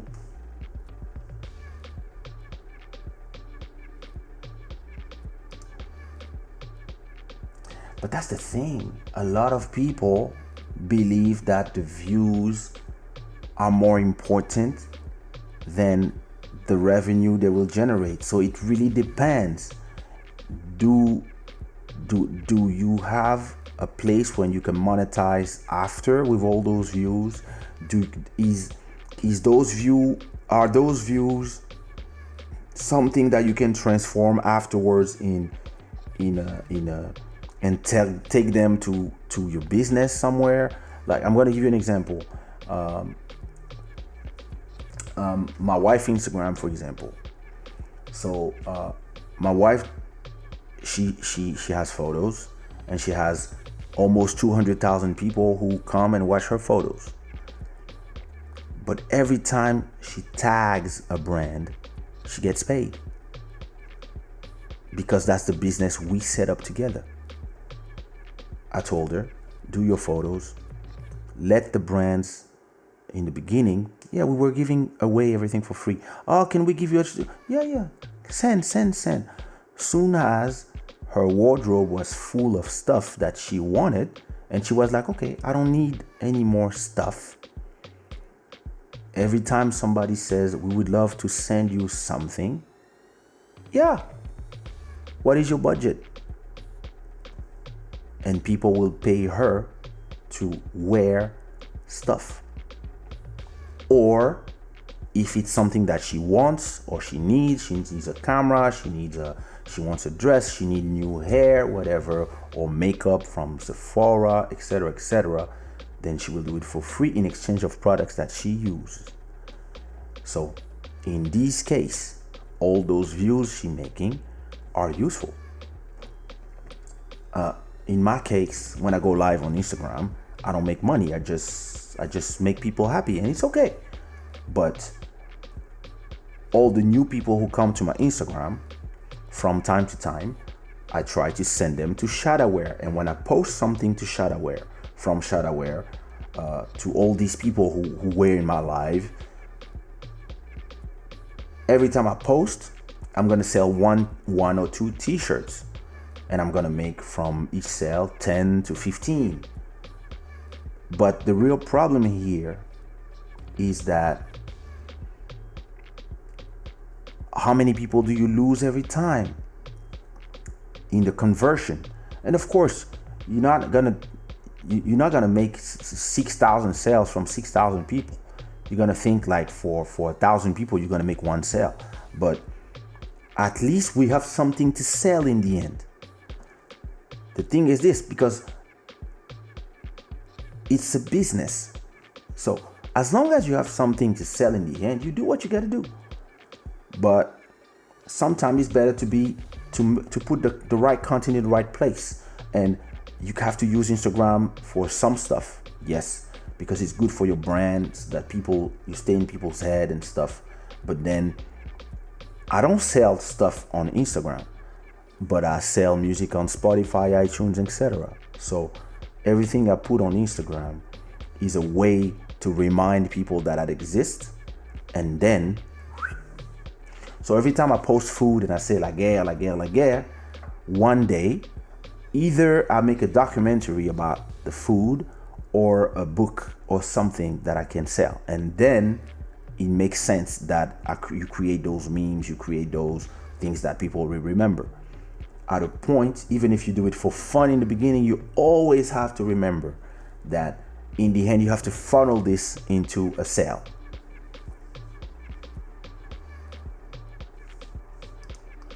Bro, what, bro, you think I'm sleeping? I'm a learner.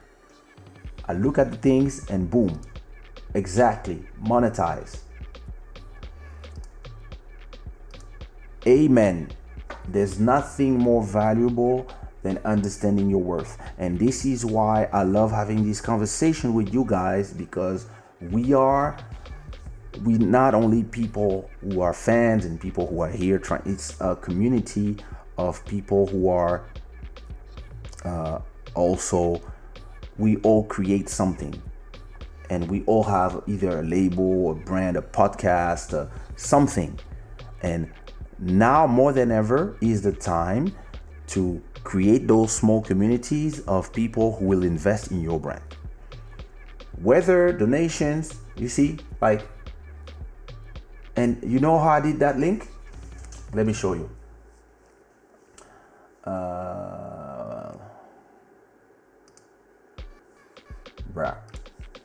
Okay. I went to, wait, what was the, let me go to my history.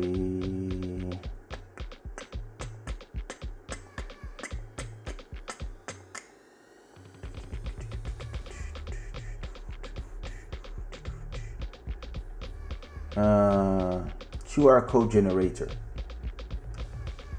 That's the website. I was there. I just put the link to where you can send the donations, right? And then it generated. So that was the link. So let me say, let's say I have a website called http djgelas.com. Boom, QR code. Download that shit, and then you put it on a website, and all of a sudden you can put it on a card. You can put it on and that's a website. It's called QR code generator. Let me put it in the comments.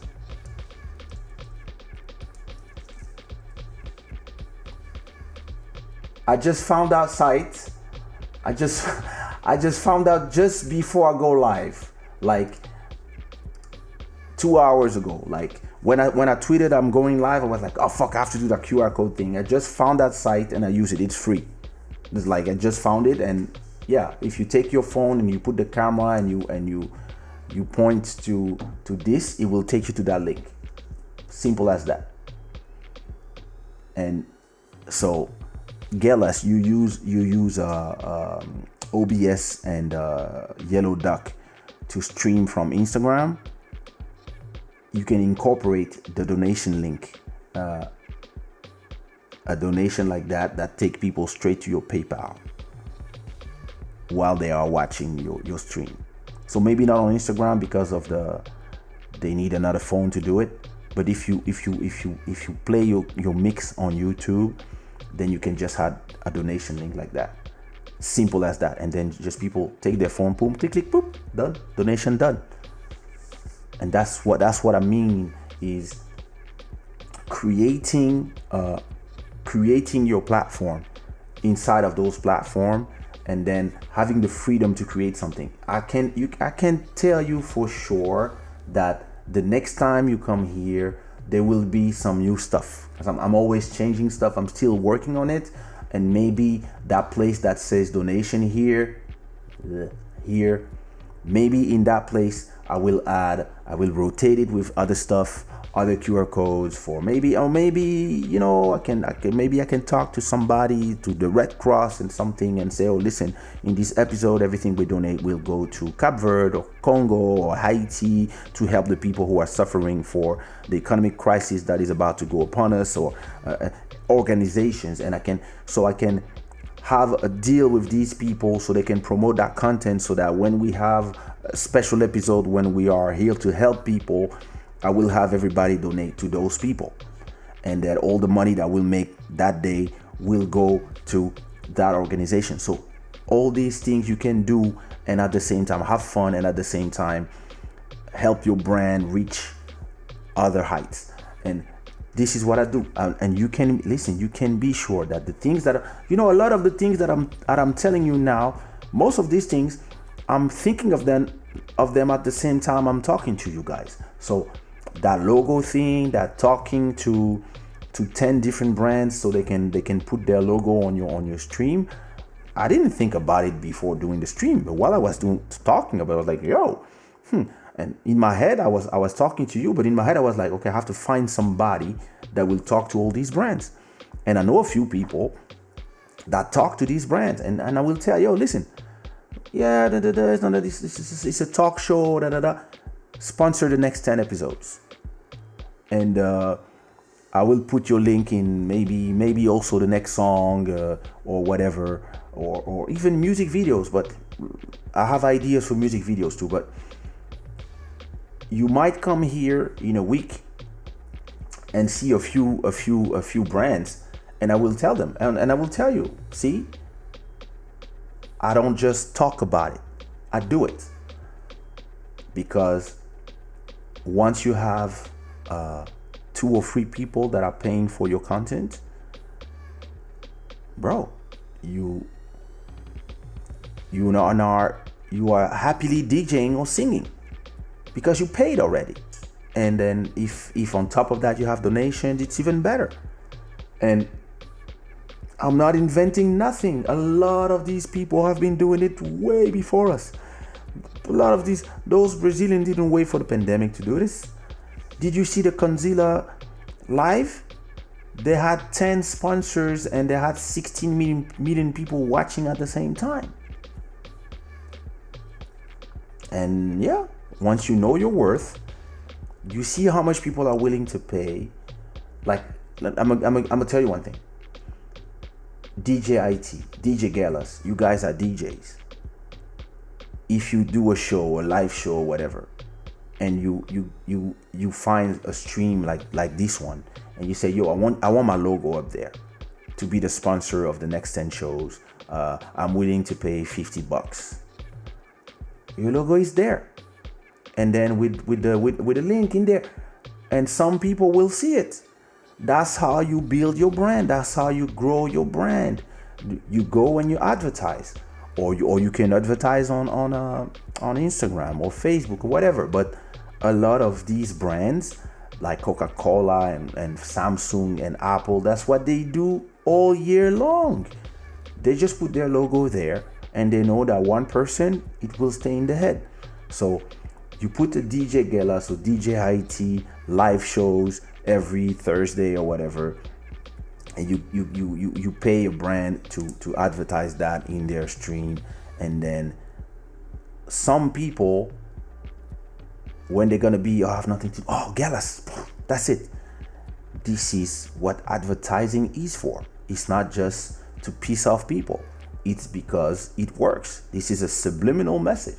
And look, Club Shada Live, brought to you by Shadaware. And then some people will search for Shadaware on Google, and what will happen? They will end up in one of my different shops, because I have 4 different shops called Shadaware. The main one, the website, but then you have the Redbubble, the Zazzle. And if they buy something, I make money. So I don't care where, as long as I know that they make a sale, I'll get between 4 and 10. That's it. And this is a way of thinking. It's a way of thinking everything that me I have. I've been like that forever, but it's even worse now.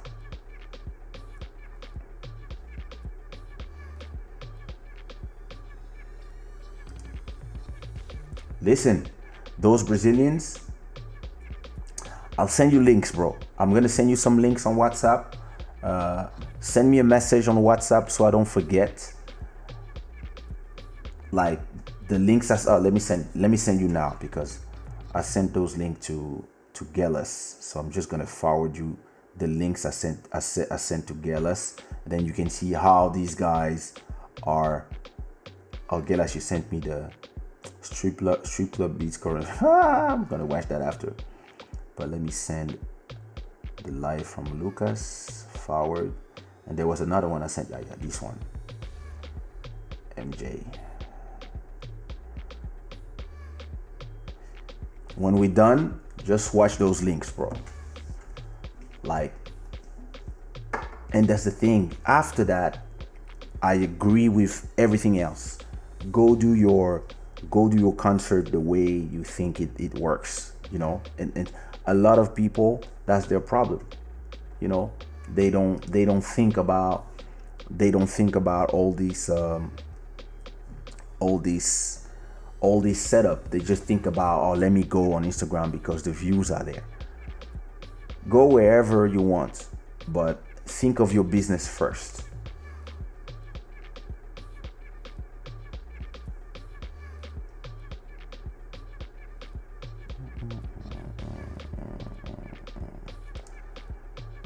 You forgot to check upon the beats at your email. Or maybe not.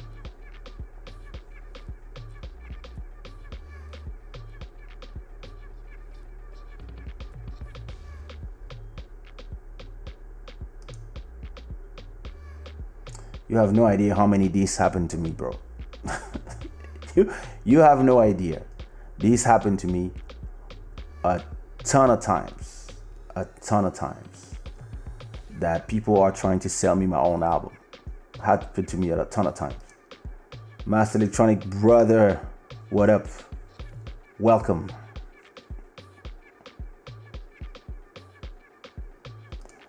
Bonsoir Kaysha, je veux me marier, c'est une bonne idée ou je reste single? Well, listen, If you love her, get married. Of course. It's better to stay with somebody you love than to be alone. Most of the time. Spirits, yeah.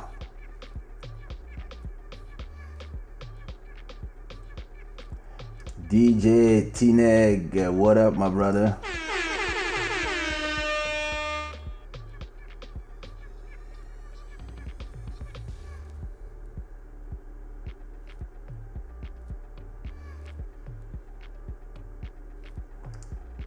Wow. Wow. You see that? Thanks to my first album, that's where he met his wife. Yeah, listen, I'm grateful for that, brother. That's a blessing. Merci, frérot. Merci, ça me fait vraiment plaisir. Hey, Nadia. Let's cook with L. Hey, so you have a cooking channel? Put the links in the comments. We want to see the links. My pleasure, Nadia. So listen, that's an example. For example, I don't know if you have a cooking channel, but I give an example. If you have a cooking channel, there's a lot of people who will love to have a show where you're cooking live. For example, imagine all this, but cooking. You find a way to put the camera in the right place, or to have two cameras or iPhones and stuff, and boom. And then you, if you have a few sponsors that are willing to sponsor a few episodes, at least you covered. If everybody's willing to give you 100, 200, whatever, or even if they don't have money to give you, they can send you products. To give you an example, my daughter, before she was born, we receive everything for her: clothes, biberon, things for drinking, things to cook her food. All these companies would send messages to my wife. Oh, you're gonna have a baby, that's amazing. This stroller. We received 2 of them. We actually told one people we're gonna post for 8 months, and then I will offer it to my sister. Is it okay? Yeah, no problem. As long as you give us a few photos on Instagram. And before she was born, we received so much product for her that we didn't even ask for money, because we would have spent that money anyway.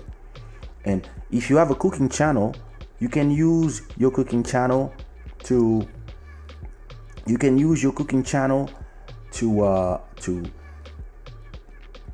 and tell those people, listen, give me a little bit of money and send me all your catalog, and I will cook using your pan. I will cook using your knives and stuff. Those are things that we have to think about when we are creators.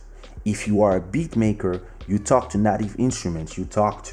So that they send you a machine, and then send you the plugins, and then you will do a live show where you will be, okay, let me cook a beat using the new machine 3 plus whatever plugin that Native Instrument released, and you do your beats. And a lot of kids who are trying to become good at beat making, who are trying to learn it, will come, and because they like you and they follow you, they will use the same stuff as you. That's the reason. That's the interesting part. And I really believe that it's up to us to understand that in the gig economy that is dead right now, it's up to us to reinvent ourselves. It's not up to the rest of the people to save us. It's up to us to be creative the same way we used to be creative to become what we are today. It is super important.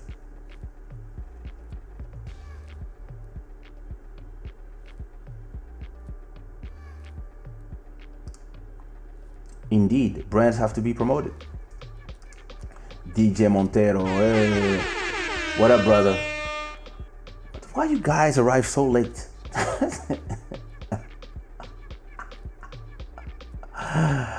Thanks for even sharing your wedding video, seeing your son and daughter in there and everybody else in your life. There was a lot of beautiful message in there. Yeah, you know, I'm a positive person, and I stay away from negativity all the time. And I like to provide a beautiful message to people. And you know, when I got married last year, I received so many messages from women because somehow it made them believe that true love exists, because women love to pretend to themselves that it doesn't exist. And at the same time, I received messages too from a lot of men who were telling me that I was giving them courage by the way I'm not afraid to love and to display the love. It was giving them courage and inspiration, and that wedding was very inspirational. And that's a beautiful moment. Avec plaisir, frérot. Thanks a lot.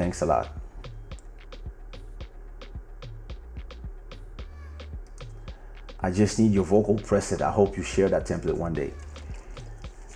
I got a lot of vocal presets, and it depends what program you use.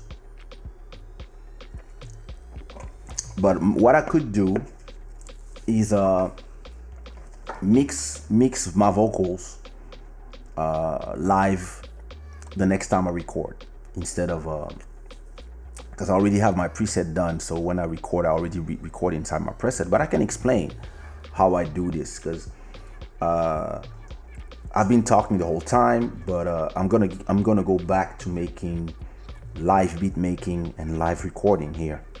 Sorry. So then you can see, and then it depends what program you use. My preset is not hard. I learned everything by doing. I don't have I have expertise, but I didn't learn at school. That's what you mean. If it's Logic, it's easy. But the thing is, did you see the last, I'm actually, once I finish this live, I'm going straight into Logic X 10.5 to work with the new that new sampler, because that shit is crazy. The new version, I can't wait to do a beat. I'm just amped, ready to do a beat. And I was working on design stuff. It's all good. It's okay. But yeah. I've been actually sending templates to a few artists. I have a template but it's more artists I work with. So I have a template to record for Vandame. I have one for Gino. I'm doing one actually for another artist I work with, JD Love. In my opinion, mixing, what I learned with the years is when it comes to mixing, you have to keep it simple. As long as you keep it simple, everything is all right. That's my opinion. So that's how you should approach mixing, in my opinion.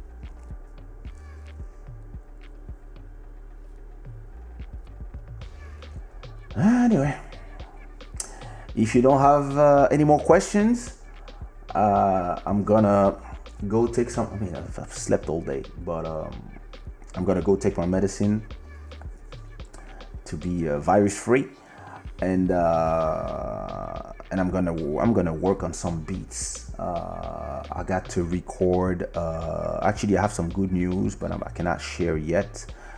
The last track, I wrote a track for Anselmo Ralph, and this track has already reached 1 million views.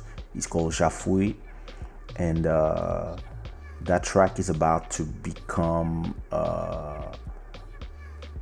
it's about to be in a novella here in Portugal, so that's great. But I also have one other track that I wrote in a writing camp, and it's like 80% that it might become a track for a big artist. And I also have another track that I did for a group, and a huge artist, like a huge R&B soul artist sang on my song. It's actually a kizomba beat that I did, and she heard it, and like I cannot tell the names because those are projects that come out on Universal, and I don't know when they're gonna release. So until it's released, I cannot say nothing. And I have I would love this. I'm gonna do a studio session now. It's 3 a.m. here, so I'm gonna do a studio session around 5 a.m. I mean until 5 a.m. Where I'm gonna do top lines, just melodies on top of beats. Then it can be sent to writers who write Spanish and Portuguese. But I cannot do it live here because those are for Sony Music, Universal, Warner. Those are for big majors because those are going to big artists, and that's another part of my business. And since I'm home, to me it's amazing because I can do this at home. And I think they sent me 5 beats, and those are for major artists. I'm talking about like those ones, and I'm gonna record everything, but because I'm under NDA, I cannot show you the beats. I cannot record in front of you guys, and but that's big business. Another thing that the new logo is crazy. Nice. I love the new Logic, bro. J'ai fait un remix avec une de tes instrus. Comment puis-je te faire écouter? Ouais, avoir tes impressions. Envoie-moi un email, bro. love@kaysha.com. You know something that could be cool too? I don't have the time and I receive a lot of stuff, but we could do something nice. Hey, new subscriber, Nursol. Welcome. You know, a good thing we could do would be a live beat listening session where I listen, like people send me beats by email, but while I'm live, and we check it out all together. That could be cool. And I mean, I don't like to critique the sound of other people, but then I can with you guys say what I think is missing or not, etc., etc. That could be cool. That could be interesting. That could be interesting. That could be cool.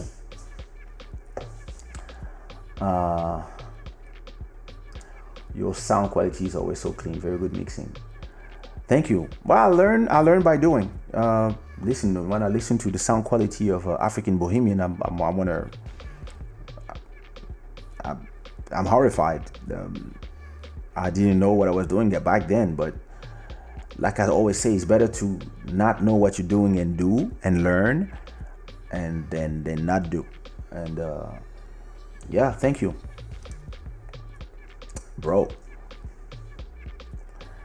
If this works, actually, I got one track that I think got accepted by a big artist, and they just sent it to me, so we still have to sign the contracts and stuff. But if this goes and this becomes a single or something, the copyright money in a year will be crazy. Like, this will be just sitting at home and making money, scratching your balls. So That was a good that's a good thing, bro. I have a website that I don't use, but I still have. It's called Octopus Society. I work like an octopus. I work like mafia. I'm just everywhere, and I just put the Kaysha guy as front man, but my businesses are way, way, way. Oh yeah, trust me. You like the song? Thank you. Yeah, live beat listening could be cool. Huh? Oh, Ticho, Ticho l'homme célibataire. Comment ça va? Dédicace à ton ex.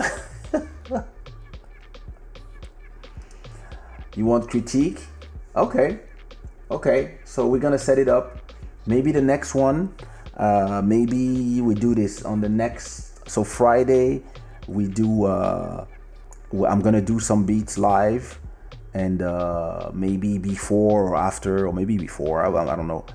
We'll do a beat listening session where people send beats, but they have to send at that moment on my email, and I just open the email, listen to one beat or two, and I give my opinion, and everybody give their opinion. And what's great about here is that we can have a sound, and I can really listen to them in the right environment, and say if what is missing, or if the choice of samples is good or not, if the balance, whatever, and just give my honest opinion, and then people do what they want with it.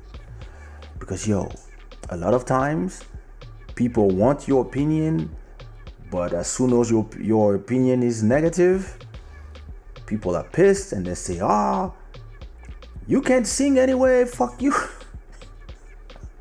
That's why I'm always scared to give my opinion to people.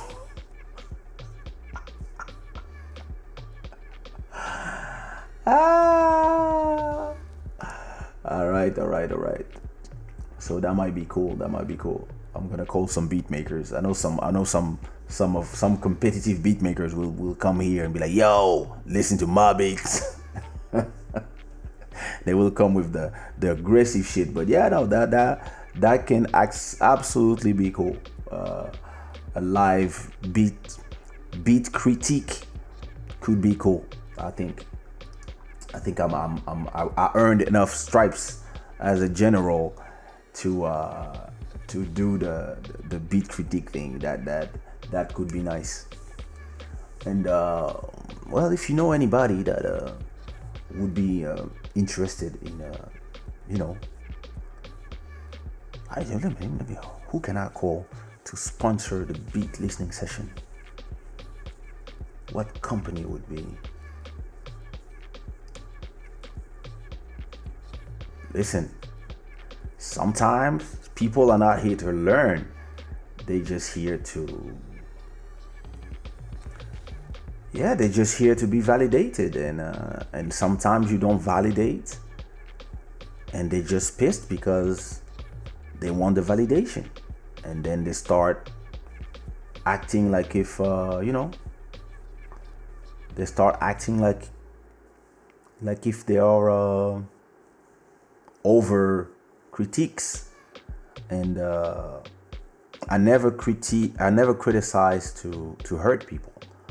I criticize because we need to hear the truth, because you don't want to walk around thinking that your beats are great, and then maybe if somebody explained to you how to do the extra mile to have great beats actually, and not just beats, this would help you. This will help you actually create something that you might sell, or you might even release by yourself, or you might give to big artists, or you might even give to me, and I can give to the big artists, because a lot of people think that everything they send me is great, and a lot of people think that everything they send me I'm supposed to give to XXX. Oh, please, can you make it listen to Nelson Freitas? Can you? And sometimes I listen to the beat and I'm like, I'm not sending that beat to Nelson Freitas.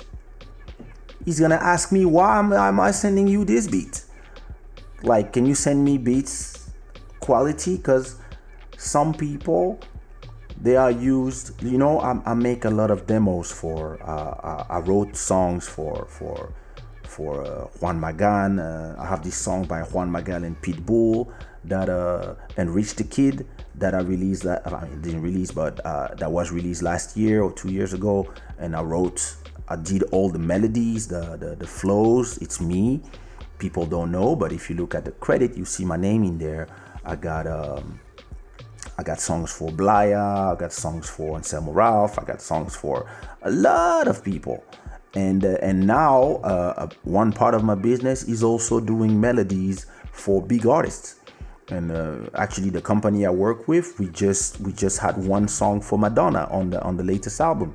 And when we send them beats, when we send them demos, we send them full songs. We don't send them an okay beat with no.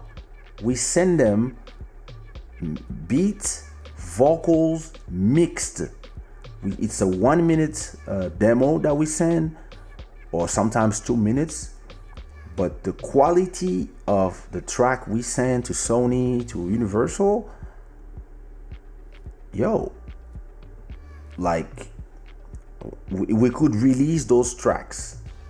It's too bad that I cannot make you listen to them. Maybe I'll find some demos of, I'm gonna ask the permission to play songs before, and then the results, so you can see how they were before those artists sing on them.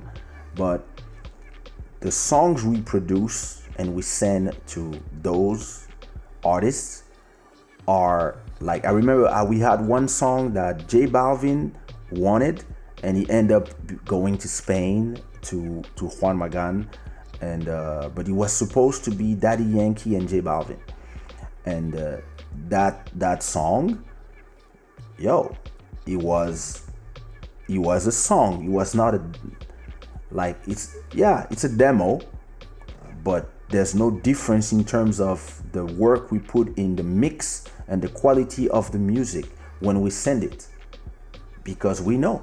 I work with some artists that I cannot say the name because I don't want to, and I'm not interested in telling those stories.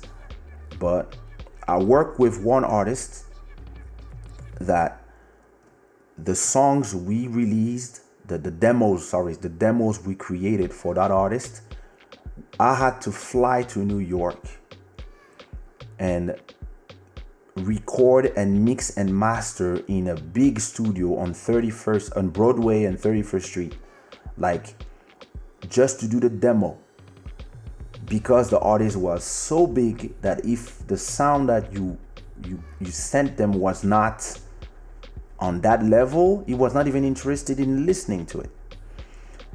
And I'm talking about artists that if I tell you the names, you would not believe. But yeah, that's what the octopus does. Great exposure for all the creative. And here, a music lover, I'll be there for that. Yeah. I'm sure there's gonna be some nice stuff. C'est une période merdique. Yeah, fallait pas être célibataire juste avant le confinement. Honest criticism is the best way to improve your art.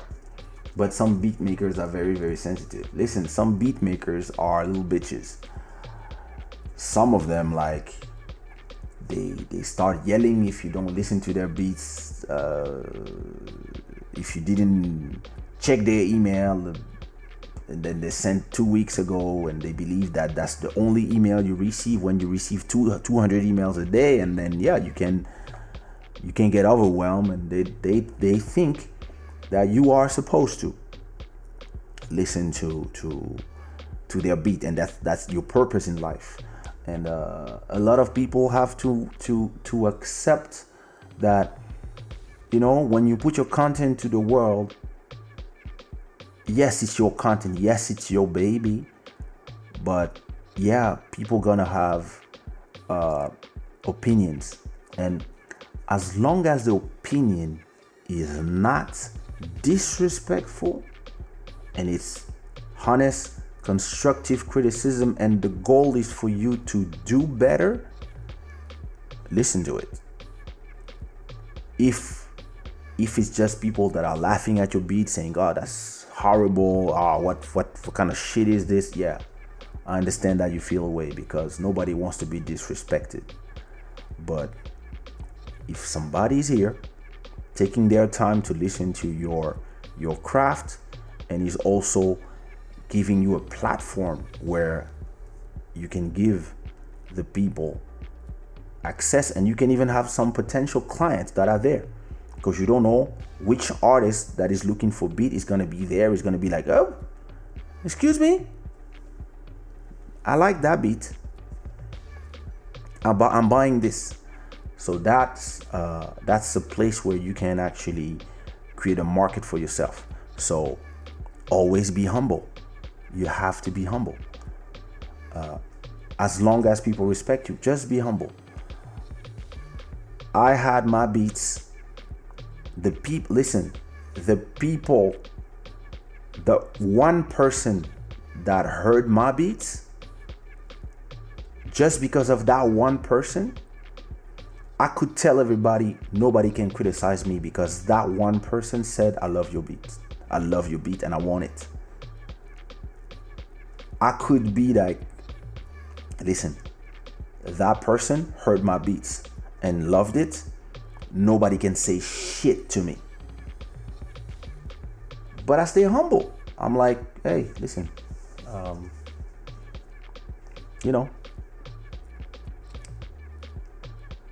what you think? You don't like it? Like, listen, I made 2 of the biggest hits of Nelson Freitas. And when he does an album and I send him beats, sometimes he's gonna tell me, yeah, that's not what I'm looking for, or I need something more like this, or I want to go more to Zouk, or I want to go more or I want something different. And yeah, I've been listening. I never take it to heart. I'm like, okay, explain to me where you're trying to go, and if I have something for you for that album, I have, and if I don't, I don't. I don't feel a way if I don't have a beat on his album, because whatever I proposed to him was not what he was looking for. Because the same beat that he will not accept, maybe somebody else will accept, and maybe somebody else is looking for that beat.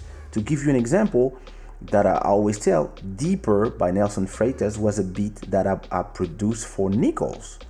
And when Nichols heard it, he said, I don't like that beat. That's old stuff. I don't like this. I want something new. I was like, okay, send it to Nelson Freitas. Explosion. See? And I didn't feel a way that Nichols didn't like the beat. I just told him, I think it's a hit. And he said, nah, that's not a hit. Okay. Send it to Nelson. Nelson loved it. It became one of his biggest hits. And it's a song that I produced, I mixed, I recorded my home too, my part, and then the rest is history. And this is it. When you are somebody and you are proposing something to people, you have to accept that they might not like it. Like I always say, as long as people respect you. When people tell me your music is shit, well, I don't reply. I use the block button. But yeah,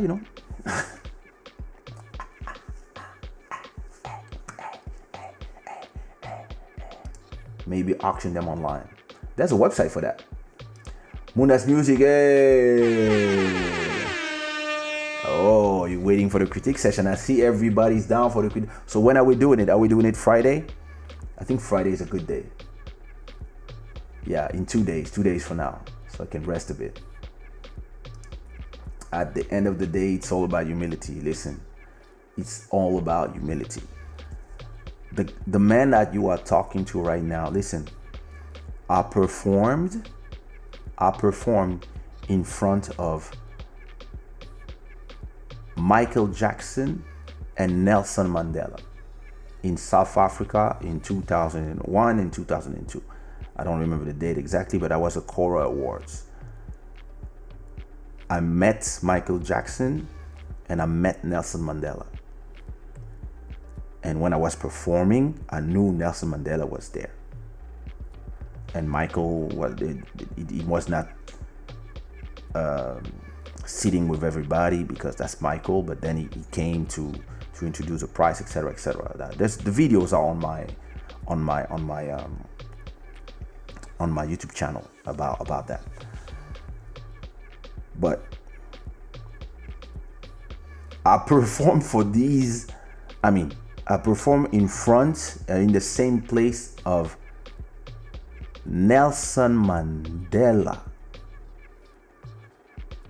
and I earned a prize for Best African Artist, and he was there. And he came to me and he said, "Congratulations, young man." And I shook his hand. So I could tell the rest of the world to fuck off. Oh, Kaysha, that you only sing your auto tune, you sing playback in it. Fuck off. Nelson Mandela told me, "Congratulations, young man. I don't care about nobody's opinion." But still, I respect the opinions of, and I put the opinion of Nelson Mandela at the same level of Tina or Eliana or Emmanuel that are here. Because all of them are the listeners, the customers. All of them are the reason why you are who you are, and you have to stay humble.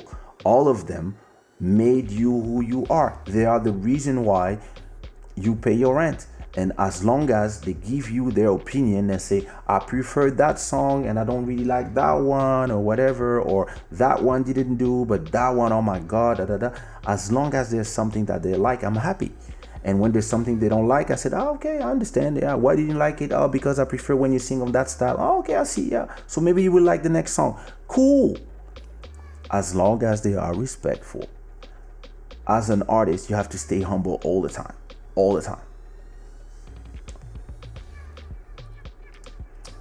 Dion, I didn't block you yet. Don't you have your own drum kits to sell or download available? I don't. But I have my drum kits, of course. I do drum kits on Sundays, but I don't sell them. But I might.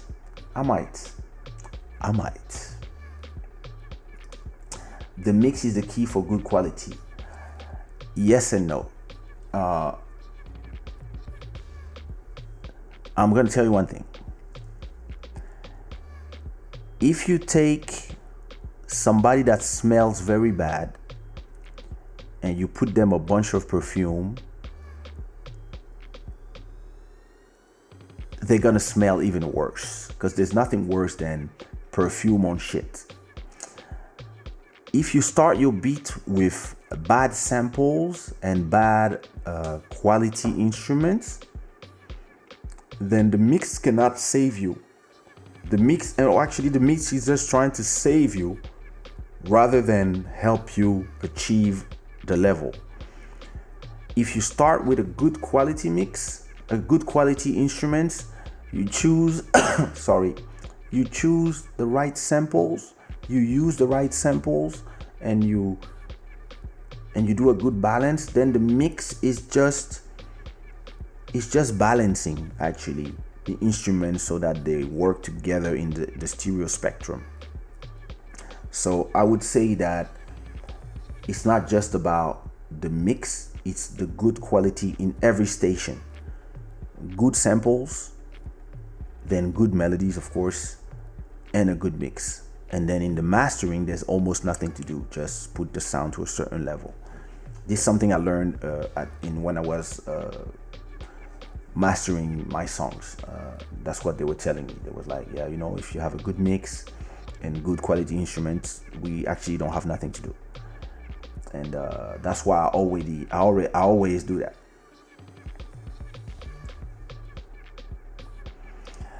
Kaysha, I already sent you some of my beat and you just told me, yes, bro, it's nice. Keep on working. That's what I've been doing ever since. That's the plan. So I'm not sure if I remember, because I receive so many beats and sometimes I don't even have time to open everything. But yeah, you will participate in the beat listening session. That's even better. So we can listen to them like right now. Shada order 1108 right now. Ah, yeah. I just received the notification of your order. Let me see. What did you buy?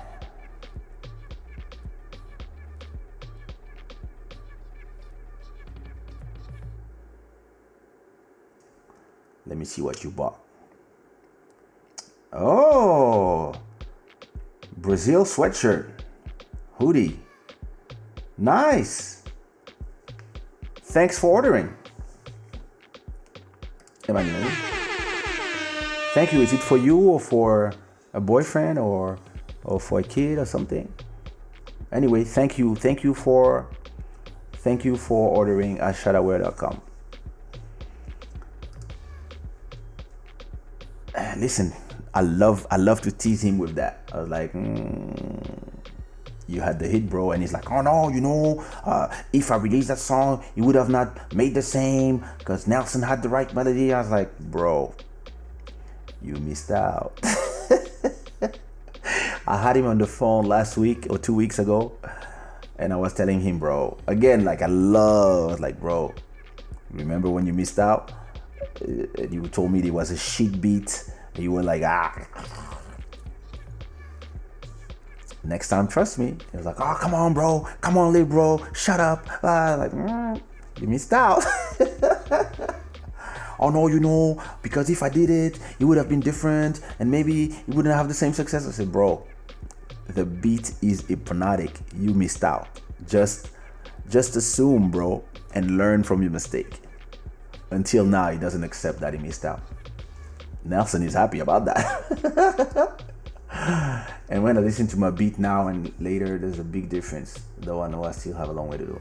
You know something I do? Something I love to do?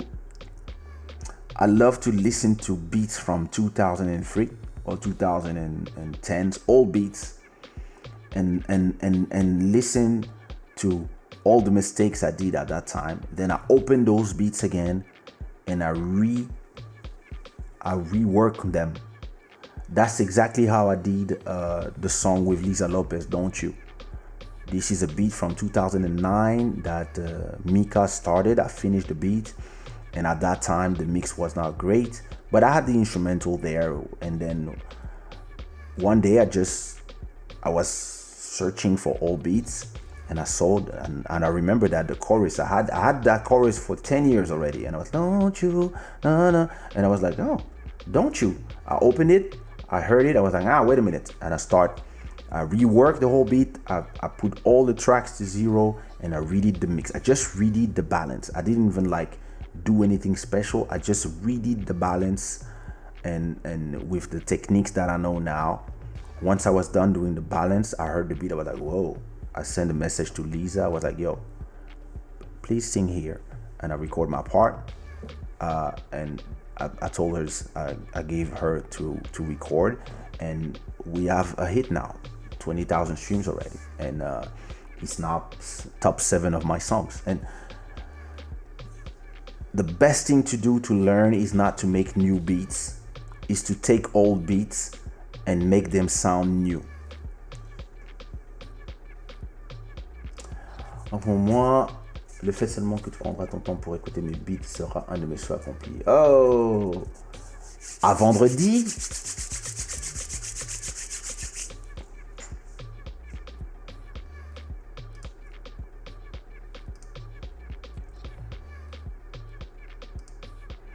Oh, nice!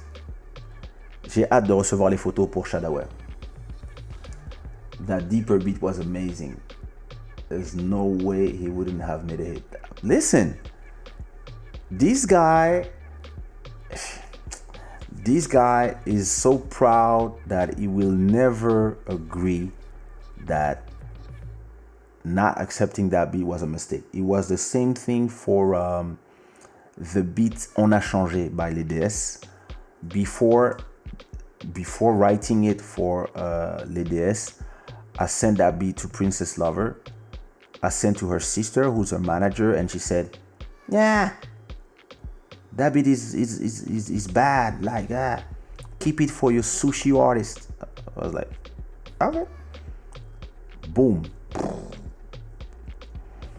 Damn. Choices. What is necessary to participate on your live beat listening? Well, to be there and while we are listening, just to send an email with the beat. So not now. You don't send the beat now. You send it when we will be live. I will just say, okay, we're doing a beat listening sessions, and everybody come here, and I just receive the beats live, and I play them so then we can just have fun. So there's no. I mean that the only thing that you need to participate is to trust yourself, to trust your beats, and to be willing to hear critics, and of course to have beats that have not been released and don't have like copyright strikes and stuff. That's the only thing. Just have a beat ready, so either you can cook a beat for Friday, or you can think of one beat that you love, and then we will just be there and we'll give our opinions respectfully.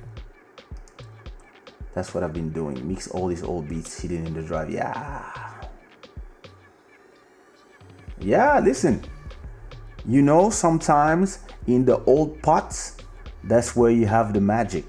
Like some of those old beats, they have something.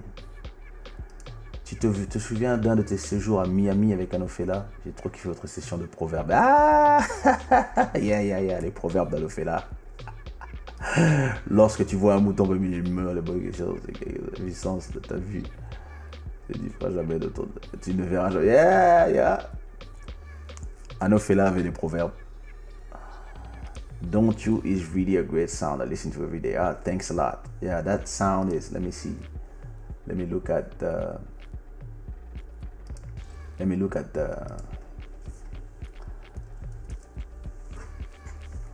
What are the. Oh, 1 person more streams. Nice. Let's see. Don't You. Do you see my first 10 tracks? Havana Bossa Nova. It's a banger. That's a hit.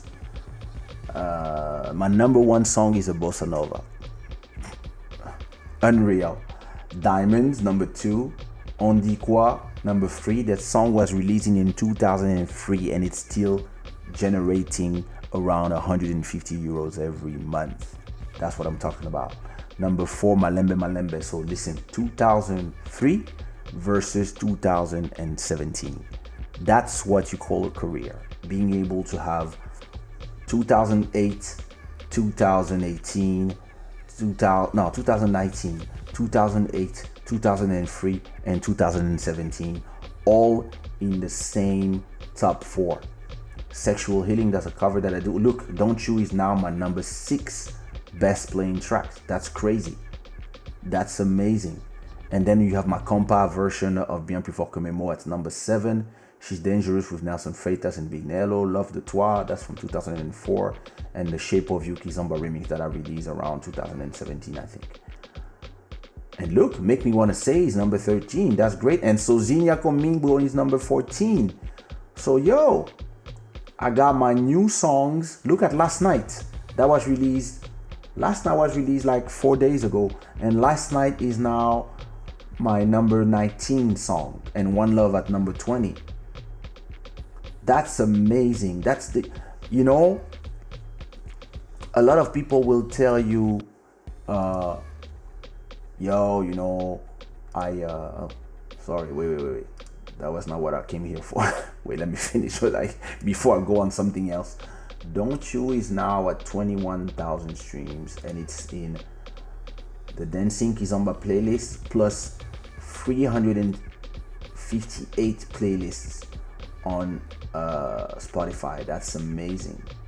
especially those big playlists, dancing kizomba and tantalizers, and then you have all these playlists. So it means that this song now is on autopilot. I don't have nothing else to do. I don't need to promote, don't need to do nothing. This song will just live its life, and that's the beauty of it. That's what I'm talking about. What I was saying, a lot of artists are competing with other artists. Me, I'm competing against my own songs. I'm competing against One Love on Likwa. I'm like, oh fuck, I need to have a kizomba that is better than One Love and will make more views and stuff than One Love. And that's exactly what why is this baby not sleeping at this time? Então, meu amor, não estás a fazer uou? Mami, estás a dormir? Mami está a dormir?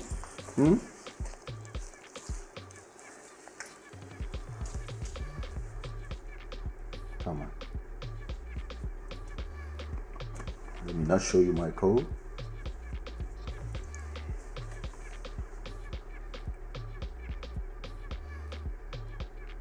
I'm about to be on daddy duty.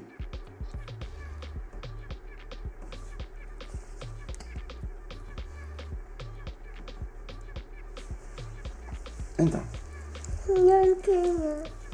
Tu não quer fazer o Onde está o teu iPad? Queres ir ver o teu iPad? Queres sentar no sofá? Vai sentar no sofá. Mas já vem. Já quase acabei. Traz o teu iPad. Vou fazer o código. Tá onde?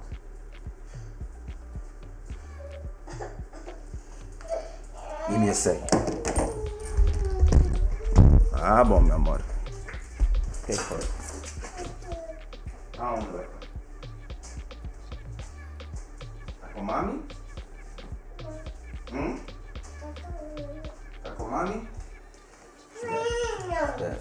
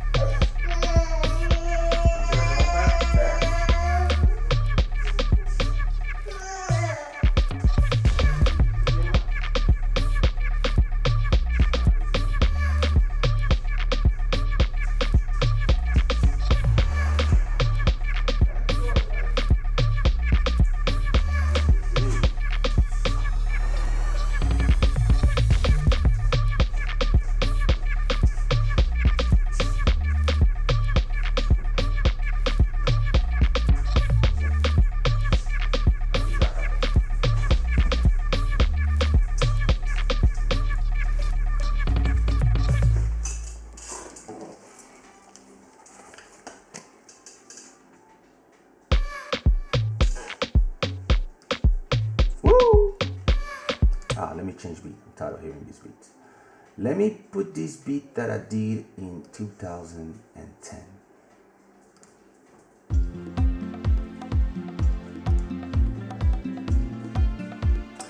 No, that one. Wait. Oh yeah.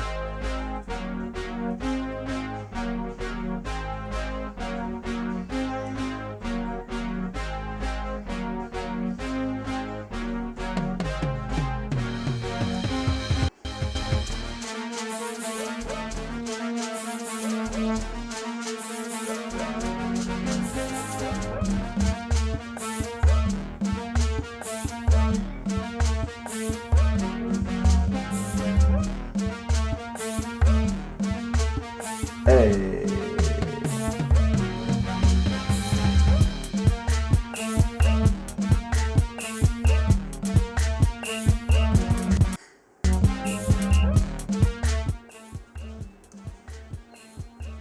Yeah, I was saying,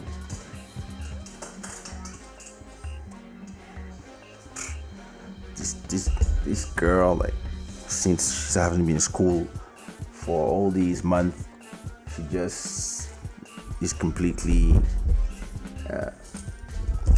this microphone, yeah, she just wakes up in the middle of the night now and she wants to stay with me.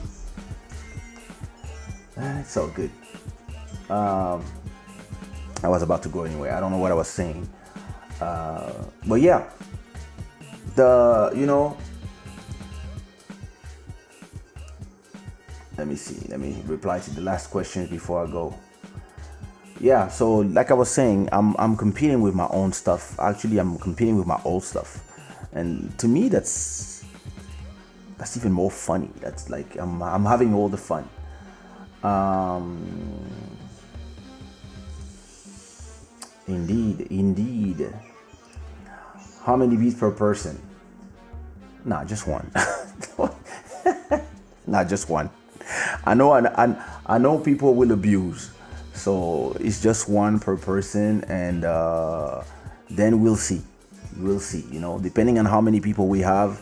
If it's only 5 of us, if it's only 5 beat makers, then in this case, maybe we can do 2 each, so we can have 10 beats. But if we have 10 people, I'm not gonna do like 3 beats per person, because then we fucked. And I know some people are kings of abuse. Zouk type beats only. No, anything. Music is free. Like, you do anything you want, and we'll just hear it, and we'll just give our opinion based on music, and more. It's a critic. It's not a critic of genres. It's a critic of just more the musicality, the danceability, if the mix is well balanced, and what I would change to make it better, stuff like that. Stuff that I usually reply to people on an email, but I receive so much stuff that I don't really have the time to do it all the time. But you see what I mean? For me, Uni Raison remains one of the best tracks. This is strange how so many people love that song. I don't even love it that much. Like, but yeah, a lot of people love that track. I never listened to it, but I mean, when I'm gonna do maybe the same day of the beat listening session. If I don't do a beat myself, maybe I will do an album listening session, and we'll start listening to some of these songs together. That's for the baby. C'est ça, c'est l'heure du câlin. 3h43. Hey Julie, thank you. C'est ça même. Bonne nuit frérot. merci bro. À vendredi.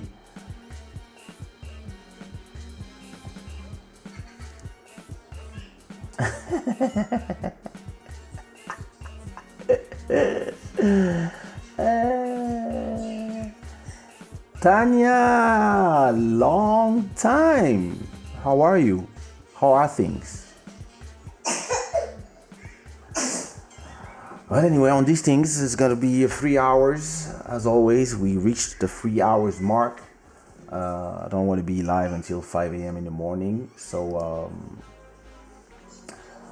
I'm gonna let you go, and we'll see all of us Friday at around midnight, 1 a.m. Portugal time. So I don't know what time it is for you. Prepare your beats, and when I say that the session starts, I will just have my email open, and all the beats that I will receive, I will just download them or play them straight from the email. And then we'll see, So I think that's gonna be great. That'll be great. Tanya, I'm glad that you are great. Nice to see you again too. Send me a message on Instagram. This has been forever. Send me a DM on my Instagram, because I'm about to leave this place. Anyway, it's been a pleasure to talk with all of you guys about the gig economy. I hope you gained some values. Donation link is down below as always, or you can click on the QR code, and if not, you can buy a t-shirt on Shada Wear if it's a better value to you. And it's gonna be with pleasure that I see you guys on Friday. Before I go, I want to give a shout out to our last 4 subscribers: Narsul, Oh, DJ. Those are the by my new sponsors. And Kwasi Ange Christophe. So that's the last two subscribers, and 1,000 people who subscribed since the beginning of the month. That's crazy. And let's see if we reach 1,005 before the end of the month. And if you see that we did in 14 days, we reach 1,012, so we might be there. And hey, Maishki Zomba brother, sorry I didn't reply to your messages. I have to check them out. And I'm glad to see that you recovered and healthy, bro. It was another great one, bro. Yeah, I hope I'm fine. I hope I'm safe from harm. But yeah, I'm feeling better, and I take a lot of rest during the day. I should be making a lot of beats and creating, but I'm just taking it cool. So yeah, I'm much better indeed. And so I want to give a hair horn to all of you guys, and I really want to send a shout out to everybody that was here tonight: Emmanuel, Tina, Rachel Epriska, Yakuba, AJ Silva, Malcolm Beats, Maguima, DJ Gallas, MK Pro, DJ IT, Maximum Records, Eduardo, Julien, Maria, who else? Grim on the Beat, Tilson, Noeton, Grim on the Beat, DJ IT, did I say them already? AJ Silva, as always, Abdul, Luis Moreira, RAA, Moto Podcast, my dear cousin Joel, Tina Sacramento. Did I forget anyone? Master Electronics, DJ T Neg. I have to go back to Kenyan, bro. Nadia, and anybody. Oh, T-Show, Taisho, DJ Montero, Diane. I think that's it. Muna's Music,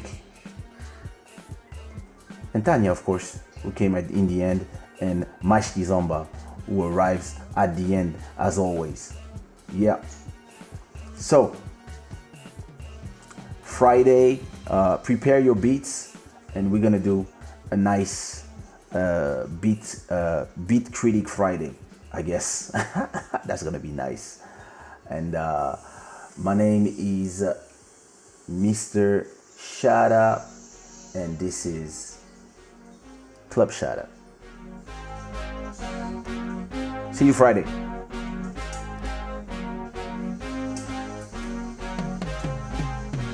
Peace.